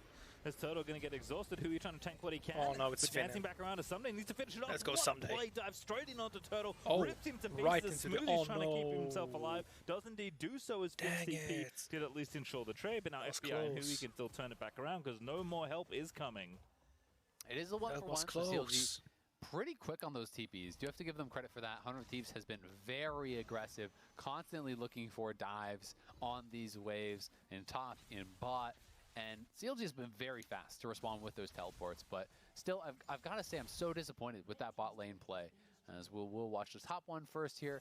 Huhi going straight in onto Turtle, but he did have the cleanse available. He just dashes back to the minion, playing this very safely. Then with that trade having already happened, they want to try to make the dive happen. They TP in Someday here. They look to go for it immediately, but Finn was very quick on this. You know, the TP starts right up before they're even on top of Turtle. Turtle flashing back, Finn made it then again dashing away to create more distance. It forces Someday to flash back on top of him to even close the gap, and then Finn with a really nice ultimate, knocking Someday back into the tower as Smoothie uses the W to get his shield there on the dismount and barely survives against Someday's damage. Yeah, I mean, Huhi tanked what he could, but unfortunately Someday had to commit everything to get the trade, and it is a trade at the end of the day. 100 Thieves actually up 1,000 gold, but it is that first Drake for CLG, and given how we're relatively early into this game, I would say that's pretty close to even. 100 Thieves will be happy with the lead, but this is certainly not, you know, the style of games we saw from them in the locking where they were just obliterating people. CLG have done a really good job of holding on and trading very efficiently.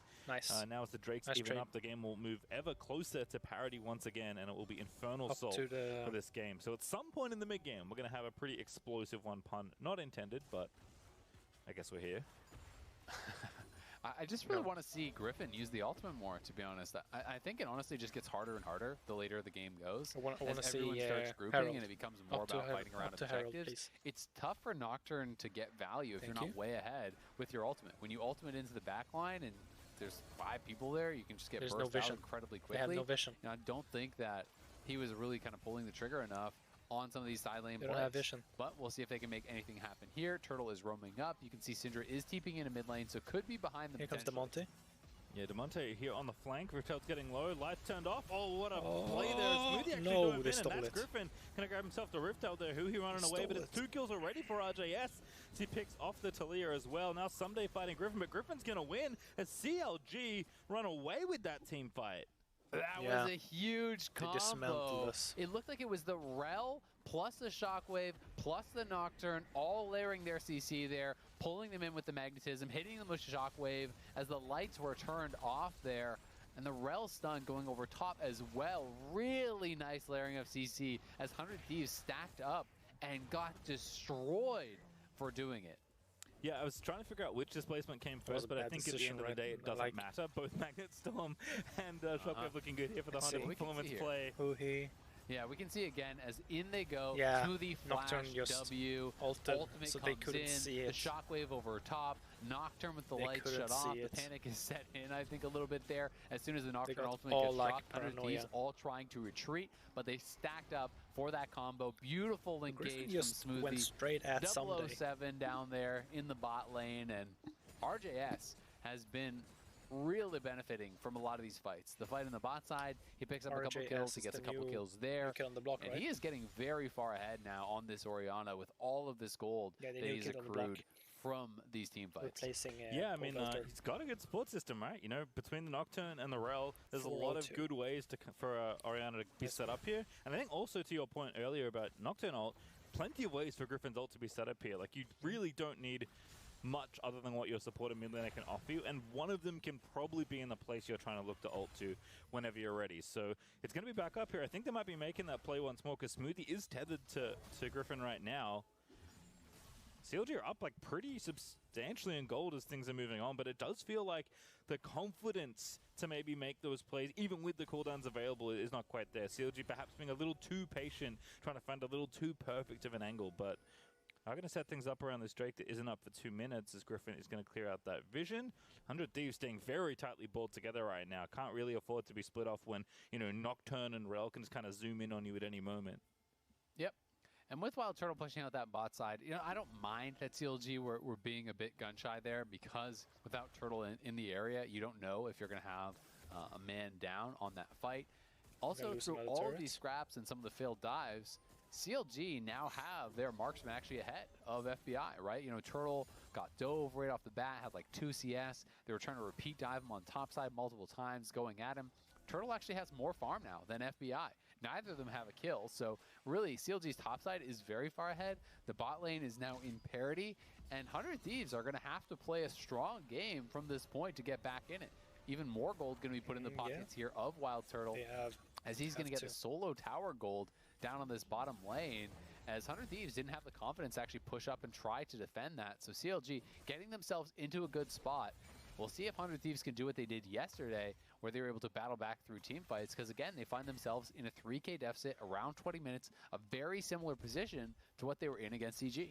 Yep, Galeforce done there for FBI, so he does at least have his mythic for the upcoming Dragon fight. If the teams do want to indeed tussle for that one, I'm gonna guess, given that FBI and Who here up towards the top side, that they're a bit more interested in chipping away at some towers than getting some gold traded back. And given that it's the 3rd overall Drake and both teams have 1, I don't mind too much that teams are looking to do something else other than Drake the Dragon, because you're not going to get a particularly quick snowball this time around. CLG though, I feel like they can respond so quickly to these plays as long as Smoothie kind of does what he keeps doing, what he's doing, which is stay like literally tethered to Griffin for the last 5 minutes. It felt like you can kind of respond anywhere.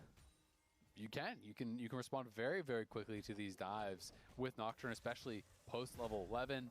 The Nocturne ultimate range gets a lot bigger every time you do rank up that ultimate, so it's a lot more easy for them to respond. They're going to move down to this bottom side though. Finn up on the top side does have his TP. This is going to be an uncontested dragon. 100 Thieves not with much of a response here unless they can try to take out Finn, who is now spotted by a ward, and when you're playing weak side and your team is taking Dragon, there's just really no reason to be this far. Your escape has been cut off there by Closer's wall. Oh, stunned straight in there as Hui is going to get the follow-up. FBI Killer Instincts over and dodges out the incoming Grag Assault that was trying to disengage. So beautifully done as FBI. It is Closer with the red buff burn, I believe, that finds the final auto. At very least, he got the flash out from Hui, you know, did force out some ultimates, but there's just no reason to be posturing aggressively whatsoever. You know, he was trying to be a little bit too clever for his own good. He wanted to try to hide out and see if he could maybe get some experience or something like that, you know, just try to leech what he could from the play. But he had a shutdown to give, and you gave that shutdown over when the other 4 members on your team were playing on the other side of the map. At least for them, they do spend a lot of time up there, so they get the Dragon, they take a mid lane tower off of it, and CLG is not going to be too unhappy as a result. Yeah, it's a little thing, but they can add up as the game goes on. 100 Thieves certainly in striking distance in this game, although CLG is starting to slowly roll the snowball down the hill. Up about 3k now, as we saw from that gold graph that popped on your screen just a moment ago. Someday.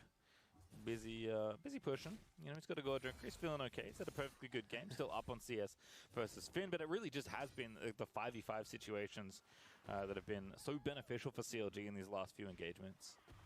Yeah, the team fights have been great, and not the same kind of clean dives that we've come to expect from 100 Thieves. You know, this game, trying to pull off a 3-man dive on the bot side instead of where they would normally have floor, not always taking into consideration the fact that TPs could come in and respond. In the lock-in, they pulled off these dives so consistently, and you love to see that aggression, but they are risky plays. They are very execution-based. You have to pull it off perfectly, especially if you're looking for a 3v2 dive where the jungler could be around. It's got to be perfect, and it has not been perfect many times this game for 100 Thieves. Oh, 3 minutes until that next Dragon is up. It would be CLG's soul point if they grab it. But again, no rush here. I think given the position 100 Thieves are in and the just general pace and certainly the comp that CLG have here, I don't think they're really rushing out to make things happen. They have been pretty deliberate in their choices for engagements, but very effective when they choose them. Total also just recently picked up the Collector, so he's going to be even stronger at the next few fights. And there's this tower to finish off as well. So CLG just doing things by the book as they take the towers down. 4-2 now up in turrets as that gold lead does extend ever so slightly. Man, FBI is on his own by this tower. So if he shows there is potential of a dive, we'll see if they want to go for it. Everyone from his team is on the other side of the map, so he is playing weak side now. It looks like they're actually moving over towards Demonte, but potentially going to recall. Doubting themselves now, and looks like they want to fight Demonte here, but I don't know if they're going to commit to the play. Feels like they waited too long. Kind of, yeah. I mean, could have had something there, but instead sticking together.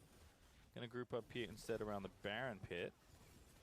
No Baron to really jump on right now. CLG actually maybe getting cut off here. 100 Thieves looks like they found the angle. Smoothie going to be the first target. Jumps in with a Magnet Storm though, and the lights are off again. Shockwave does find 2. Griffin down into the back line as CLG Smoothie getting low, but not dead just yet. Demonte finding the damage, but Griffin actually is able to pick up Closer as CLG is still battling, and they'll take the rest of the team fight. It's FBI that gets the counter kill. Griffin goes down, but CLG win out. A great turn again from Smoothie. Look at CoreJJ there on the turnaround from Rel as Hui is going for the engage. We have RJS flashing out, and Smoothie is going in with the multi-man ultimate there. RJS able to find a 2-man Shockwave off the back end of that. And again, CLG win the fight. As Closer gets taken out by Griffin in the back line, he gives his life for the cause, but they get 2 more kills and extending their lead once more here. So a bit of risky pathing. They do have to actually flash out, but then Smoothie says, all right, you're all grouped up. I'm going to flash right in. Griffin getting vision onto that Talia as the ultimate comes through from RJS. You can see Someday is just getting pounded. He's in full retreat. Someday does go down. Yes, Griffin does too, but Hui is left alone in the backside of that fight and is an easy pickup for that additional kill, making it a 3-for-1. Yeah, it's like almost a near perfect support game right now for Smoothie. Even the scoreline 0-0 and 10, right as the roll. He's crushing. He is. I mean, again, his relics look so impressive. I think it is a fair comparison to the likes of CoreJJ, who is of course excellent on just about every champion. But CLG off the back of this horse, looking to take over things right now. 100 Thieves just don't have an answer to CLG's engage or counter engage. I mean, they're trying it, which I like. I do like the 100 Thieves stay proactive as a team, but what are the answers really? Because every time you try anything, it just feels like Smoothie's got the answer. Yeah, Smoothie really has great counter engage, and the thing is, 100 Thieves don't really have that many tools, right, to actually change the way that they want to play. They can't really comfortably play side lane because of Nocturne. You are behind on Syndra and Renekton, who are kind of more for the early game bullying compared to the Gragas and the Orianna, who are generally going to be a lot more powerful in the team fight, unless there is some sort of a miracle flank or engage from Someday. So they've got themselves into a pretty tough position. They are looking for a pick here potentially onto Smoothie, but he can W over the wall as the rest of his team is just going to take this dragon and move themselves to soul point here. Yeah, we lost. Yep. Don't even need to commit everyone. Just have RJS and Smoothie kind of guiding the mid wave in. Finn was ready with a potential coverage if they wanted to come through their red side near the Raptor pit. And they know that 100 Thieves aren't going to go anywhere near that Brown. They've even got Trinket Ward and the Speed Train taken for them. Oh, sorry, that is 100 Thieves. So, but they had vision. No real danger there as CLG quickly finish off the Drake, put themselves on soul point, and then continue to mosey on. I mean, again, like it's kind of... It's very relaxed for CLG, I think, the pace that they're playing, but I think with good reason. There's not really anything they need to do. They'll find the angles when they group together with Smoothie, potentially with Griffin, with RJS if he finds the ulti, if he, doesn't have assistance, which he's been getting in these last few fights. And 100 Thieves are kind of the team that are continually forced to try something, and it has been Huhi that's looking for the engages, but like you said, it's a bit one note on how 100 Thieves can approach this game, and it's starting to go deaf, unfortunately. It is. CLG are comfortable playing these slower fights because their composition is so ultimate based, right? If you have your ultimates up, you are so powerful across the board here on CLG. And anytime Huhi looks for the engage, Smoothie is not looking to peel Leona. He's looking for the counter engage. What naturally happens with these types of compositions, unless you have multiple angles of attack, is the Leona goes forward. Great. You land a stun on the carry. Everyone on your team begins to move towards that carry. You funnel up, you naturally group, and, well, that's where Rel comes in and hits the multi-man ultimate. The shockwave there to follow that up. The lights are turned up from Nocturne, so it's difficult to know where your opponents are and where to go. And that's why we're kind of seeing these team fights go the way that they are. Someday going towards Blade of Rune King means he wants to try to play towards side lane. But I feel like at this point, that's over, right? Like, you're not actually going to get enough of an advantage to bully out this Gragas, who has multiple armor items completed here. He is way too tanky. I think he can continue to wave clear, so I feel like it might have made more sense to just go towards more of a team fight item like the Serix. Oh, Griffin just straight onto Demonte, who's got the flash, but this doesn't really seem to matter. The roll stun was there, but at least angle-wise, but... Oh god, okay. Didn't get the stun follow-up there. Griffin is going to fall down. Demonte can actually get revenge as 100 Thieves come in to reinforce for their mid laner, and CLG for once actually overstepped their bounds on an engage. Yeah, I mean, he's been so passive with his ultimates, and then that is the one that you go for against the phase rush Syndra. He didn't even force his flash. This is not a lethality Nocturne. This is not a one-shot Nocturne. If you are diving solo past the tower, you have got to be so confident that you have enough damage solo to do it, because the Orianna is mid lane. The Rel is not there to follow up. Like, look how far away he is from his team. So with the phase rush proc, he can just retreat. The fear with the phase rush proc actually just sends him to safety.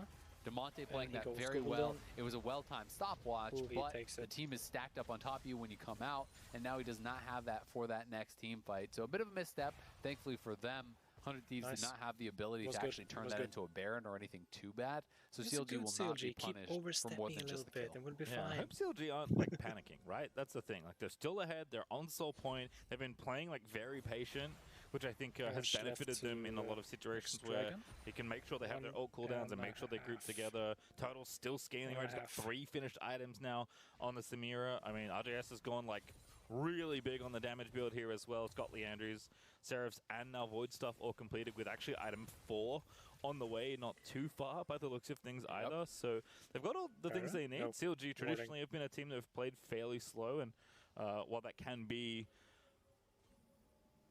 I don't say unfun. It can be like, how do I put this politely? If you're the opponents. Anyway, like, everyone likes high octane League of Legends, myself included.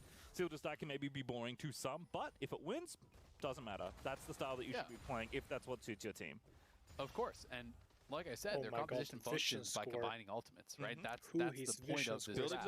101. Going for those more solo-style plays are a lot more risky. Of course, had no one been there, Griffin would have been punished, but they didn't have eyes on anyone on the map, so it did seem like a bit of an arbitrary time to try to go for that dive with no one else around him.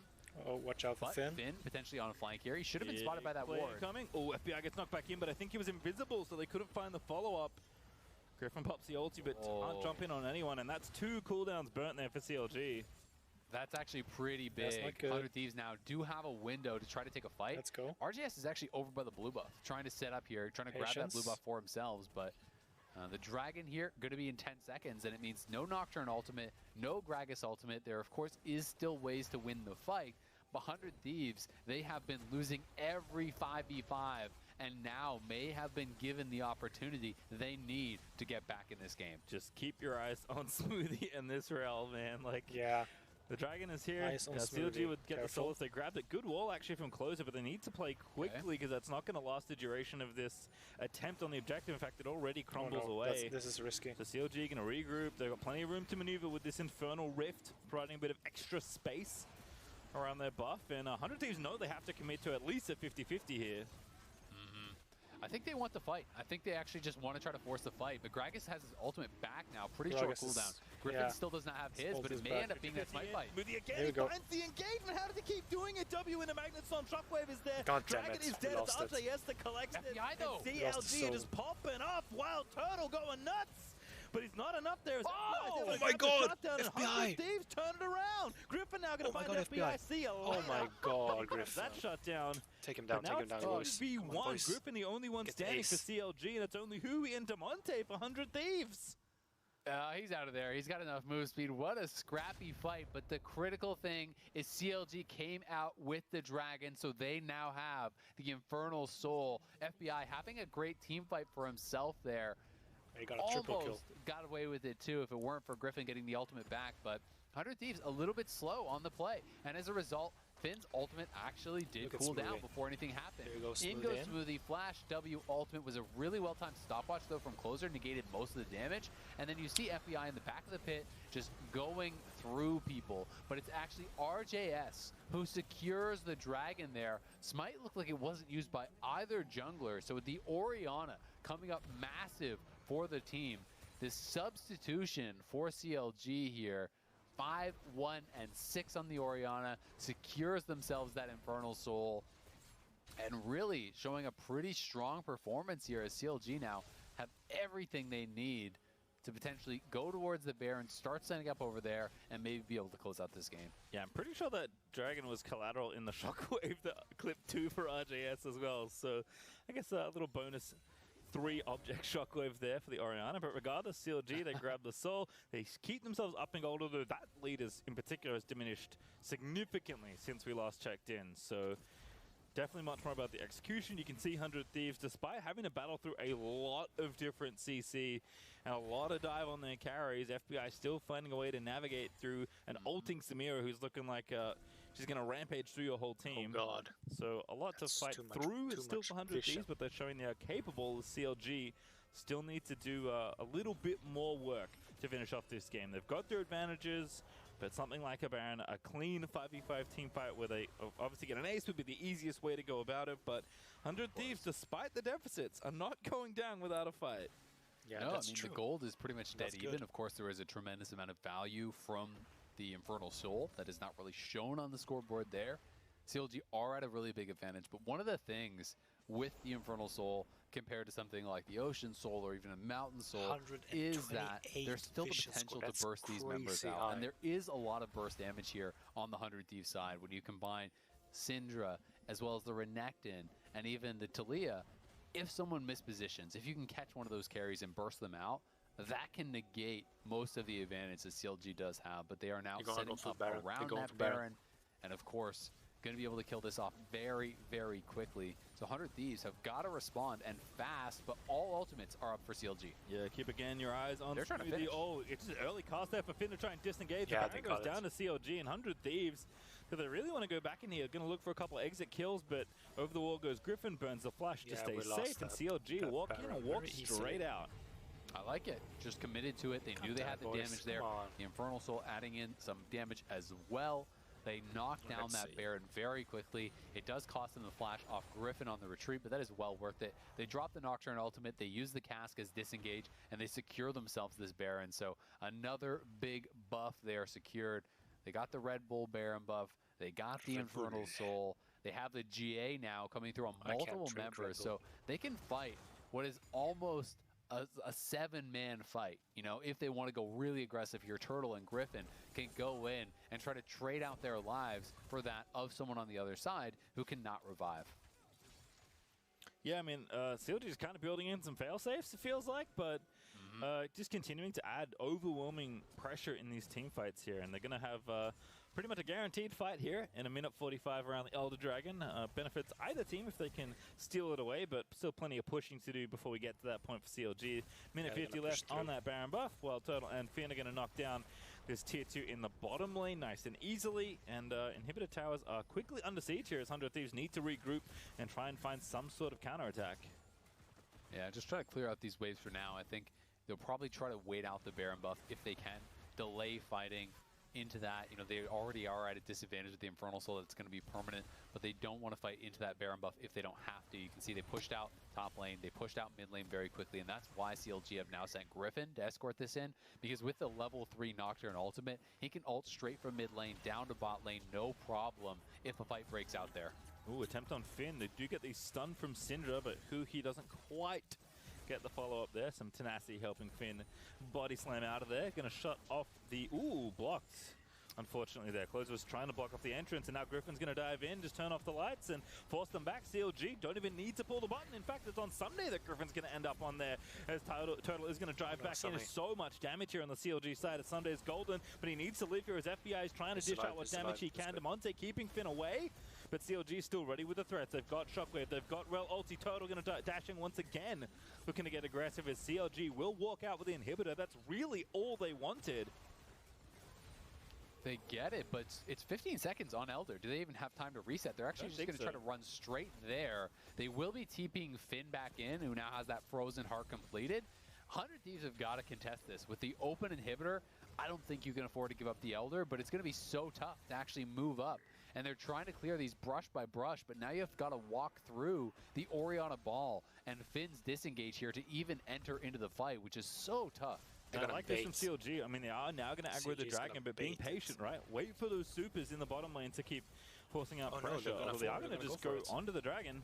100 Thieves can have to pick their spot soon. They're going to try and zone off Smoothie here. I like that who he's trying to mark the other support, but CLG again, turn off the lights. They're going to go back in. Smoothie's found the angle. FBI, the target. They need to take him down, but Kaiser not dead just yet. RJS though taking down Hui, but Smoothie let's go closer. Fallen to Demonte, and now Sunday in the backline. How did he get in there? He's got one GA. He needs to get more though, as Turtle is going to be the target. He needs to kill FBI over the wall. He's trying to get the damage done, but out of range from the Weaver's wall. FBI just barely not able to get in there. Turtle going to dive back in, but he's had the GA. Remember, as FBI is trying to scoop them up, and Turtle, he will fall down. It's almost an ace as Griffin, the only one left alive on the CLG side, and 100 Thieves will be the ones to get the Elder Dragon. Oh my god, I cannot believe the 100 Thieves were able to win that fight. Turtle flashing in at the end of the fight. He had the GA, so he thought he could go big, but he did not have his shield proc available. He did not have his ultimate actually fully charged. He was close on the style charge. It looked like he was probably at a B or an A or something, so needed 1 or 2 more attacks to actually have that available for himself. But he flashes in, and he just instantly dies. And then when you go into the GA, you actually lose that passive charge up. So we watch this one more time. Griffin waiting till the very end, ult in onto Closer, who flashes out. FBI kiting back, getting damage down. Someday on the flank, flashes in on RJS, forces out the Zonias, knocks down one GA, chasing onto Wild Turtle, who goes down. And then Turtle, he thinks he can go big here, but he hadn't actually life stolen up. And he would have needed a couple more attacks, so he goes in straight on top of Closer's Q, and the isolated Q from the Kai'Sa at this point of the game with that much AD is nothing to mess with. Instantly dies, loses the passive charges in the GA, comes up, dies again. And CLG losing that fight is very concerning. Damonte. That is so much damage. I mean, the 2 GAs, right? Like, had a time to do damage to some bonus health bars, but 100 Thieves making it work. FBI basically just living. That was his job in that team fight.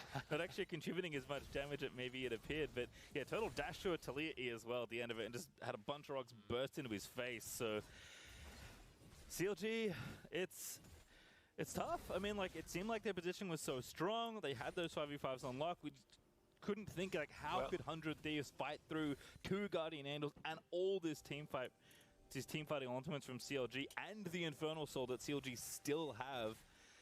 And somehow 100 Thieves are keeping themselves in this game. Very resilient, if nothing else, from the 2 games we've seen so far. But bottom lane, Someday in trouble, but he's okay. Survived, nice. Took some damage, but closer in there to make sure he's all right. Finn missed the cask. He missed the ultimate there, and they were committing the ultimate from Griffin. So again, 2 of your key team fight ultimates there. Elder is still active. Guess what's going to happen now? Baron. There's 20 seconds on this. They will just rush this because they know there's no ultimates available. They're not even going to contest. They're just giving up a free Baron off of that play. Let's go, CLG feel like they're falling apart a bit here. They are. In the later minutes of this game. Going for the play. Finn with the missed execution there. Someday easy dash away. They don't get anything from him. And then on the other side, you lose the Baron.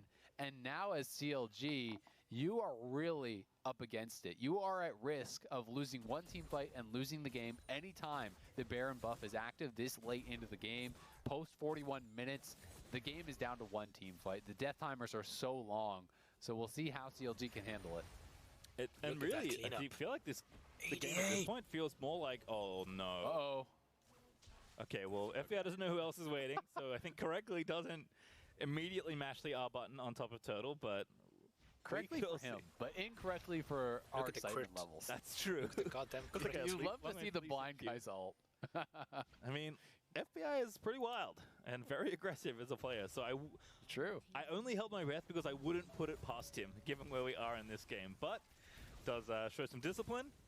Realizes that the return on this play is probably not the correct EV for him to go in, so instead we'll just group up with Someday and take down the tier 2 in bottom lane. 100 Thieves do have that Red Bull Baron buff ticking away for a while longer. Here goes Griffin again, though. The stun in from Rel this time will connect. They still have to get out of there. That's not going to be it as the shutdown comes in onto Damonte, but 100 Thieves now trying to fight it out. Turtle spin it around, but he's going to get himself shut down. FBI does manage to grab it, I believe, but Finn with a beautiful cast this time does isolate Someday. RGS with the ultimate, but FBI can't get back in. Someday is going to resurrect, but Finn's taking a little bit too much damage. Someday will be able to dash out safely, and as the dust settles, it's only 2 for 2. Very even trades as well. Both supports going down. AD for mid laner, so pretty even overall there. Oh, wow. Another nice fight between these 2 teams. CLG just barely not able to push through and take down FBI, and likewise, FBI, after the shockwave was used, RGS had very good positioning, was keeping the ball in between him and the 100 Thieves carry, so really wasn't able to actually close the gap onto either Finn or RJS himself to kill him down. All right, well, the tension remains here in this game. Minute 25 until the second. I can't believe I'm saying this. Elder Dragon is up in this game. Strap in. This is it's a long one. Surely this is the longest game of this season of the LCS. I mean, LCS definitely, including lock-in, maybe still. Perhaps we'll check in a later moment because CLG, who did have a pretty long win, if I'm remembering that Smoothie Rail game with the Solinar correctly, but still fighting it out here. 100 Thieves, though, continuing to show that, yes, we were a very good early game in lock-in. We are still a very good early game team. We like going for these aggressive dives. We want to get ahead early and snowball the game, but still very capable in tough situations if the game goes later, which, again, is nice to see. It's good to see the team diversifying. Yeah, I mean, 100 Thieves getting a lot of late game practice. Their game yesterday went over 46 minutes, so their game yesterday was still longer than this one. All right. But back-to-back, you know, this game could easily go longer than that. It's going longer. It's pretty insane to see back-to-back games where they're going 45 minutes after lock-in, where they were just stomping through games, having some of the quickest game times. Oh my god, that damage on Finn. They're going to dive in. Huhido taking a little bit too much damage. Finn is able to body slam out. Lights are off. Griffin diving in. There's the ulti out of Finn. That's a kill. Griffin able to take down Hui, but Damonte's letting her rip. The GA popped. And now straight in the middle of the enemy team. Not where you want to be, as Damonte will take that trade every day of the week. Yeah, I mean, mean, Griffin, you're ulting in to kill off Huhi, a low HP support as the jungler, FBI, and now FBI Killer goes. instinct we like to see, literally, as Finn will get away with the flash. But the Elder Dragon's a real prize at the end of this. All CLG need to stay around here. I mean, it's up to RJS now. You have to hope for some sort of a combo from Orianna to steal it, because the jungler just died to kill off the enemy support. That is not an even trade whatsoever in this situation. Can RJS do it? Someday going back in, maybe it's just a turn. Closer just completely takes down Rel. Smite is there, it's good indeed, it's true for Closer as 100 Thieves. They take the Elder Dragon this time, and FBI doesn't have ulti back up, so it can't make his way back in. As CLG lose a second person and the buff, most importantly, is 100 Thieves looking to maybe prove me wrong and close this game out. I mean, the game time is getting late. The death timers are getting long. As Smoothie going down, still 30 seconds on his respawn. So at the very least, 100 Thieves will take the inhibitor. I do think they're going to retreat after that, as it is, 4 members on the map right now. Huhi isn't even with them, and Someday still has 30 seconds on his respawn. So the game is going to continue here. We can watch this one more time as CLG just giving up too much to try to kill off Huhi. Look at this damage. That is purely Syndra, by the way, onto a full tank Gragas. Almost instantly kills him without even dropping the ultimate, but then in goes Griffin. And just why? Like, you're trading your life out for that of the support. I know you want to kill off that Leona, but it's never going to be worthwhile. He goes down. That pretty much guaranteed that they were going to lose the dragon off the back end of that fight, which did end up happening despite RJS trying to combo it. He committed the shockwave, trying to get that dragon, but Closer did have the smite there to finish it off. Closer has 19 Magi stacks, by the way. Let's go. Just noticed that. Seems to be picking up quite a lot in the last few engagements, but 100 Thieves, I mean, pulling ahead in gold, which at this point is basically irrelevant, so it is just going to be about, like, can 100 Thieves just put the finishing touches on this game? They've got 55 seconds left of the Elder Dragon. They've got the mid inhibitor down. Plenty of control here if they need to fall back to maybe Baron in 15 seconds or more closer to a minute, as they do want to be aggressive with this Elder Dragon buff. But as you said, when the game gets late, things go down as we have a bit of communication from old Rouserplasm. As I was dying in my little apartment room, hoping CLG wouldn't narrow this game down to the only way 100T win this game through Elder. And here we are. As 100 here we are, take the third Baron. As 100 Thieves get an uncontested Baron. And FBI is on 6 items, and he sold his boots. So he is about as stacked as you can get. They got the Red Bull Baron. Mid laners on both sides are full build. Turtle is full build as well, but he's holding on to the boots for now. We will see, can CLG survive? This game was in their control for so much of it. It would hurt so bad to lose a game like this for them. But here we are. I mean, Hui's playing bodyguard, but like Demonte is just so strong. Like FBI is again going to be oh, that's the engage they want. There's the shot. Takes down Closer. Good combo there as RJS takes down Hui as well, and Wild Turtle is spinning through the fight as FBI somehow still alive. Demonte here as well. The carries are up. Griffin flashes in. FBI flashes out. They couldn't get the kill. Someday dove the backline on the other side of the map, but he is going to fall as RJS will take him out. So CLG will hold on. That TP is so aggressive though. They're going to try to end. I mean, RJS has his TP as well. He's got to get home guards, but 2 people are back there. Finn has got to be careful. The rest of his team isn't around. Oh, the sun hit. He just dies. Hi, Finn. What are you doing? He's out. But yeah, that was a bit much. I mean, if the rest of the team was up there, maybe. Griffin does have his ultimate soon. There are some pretty long death timers, but I don't think they can just go for a death push here. Your opponents still have Baron, but that was a great base defense from CLG. Another really nice combo. They have been able to pull that off multiple times. They're actually losing their Nexus turrets, though, to some supers that they didn't clear before going for this push. And on their base. Hui's up here in 5 seconds. Closer's up in 10 seconds. TPs are available for the solo laners of 100 Thieves, so CLG has got to be careful. They're committing here. They're going to take down this inhibitor and back away. Hui's back up there. Ultimates, of course, at the ready.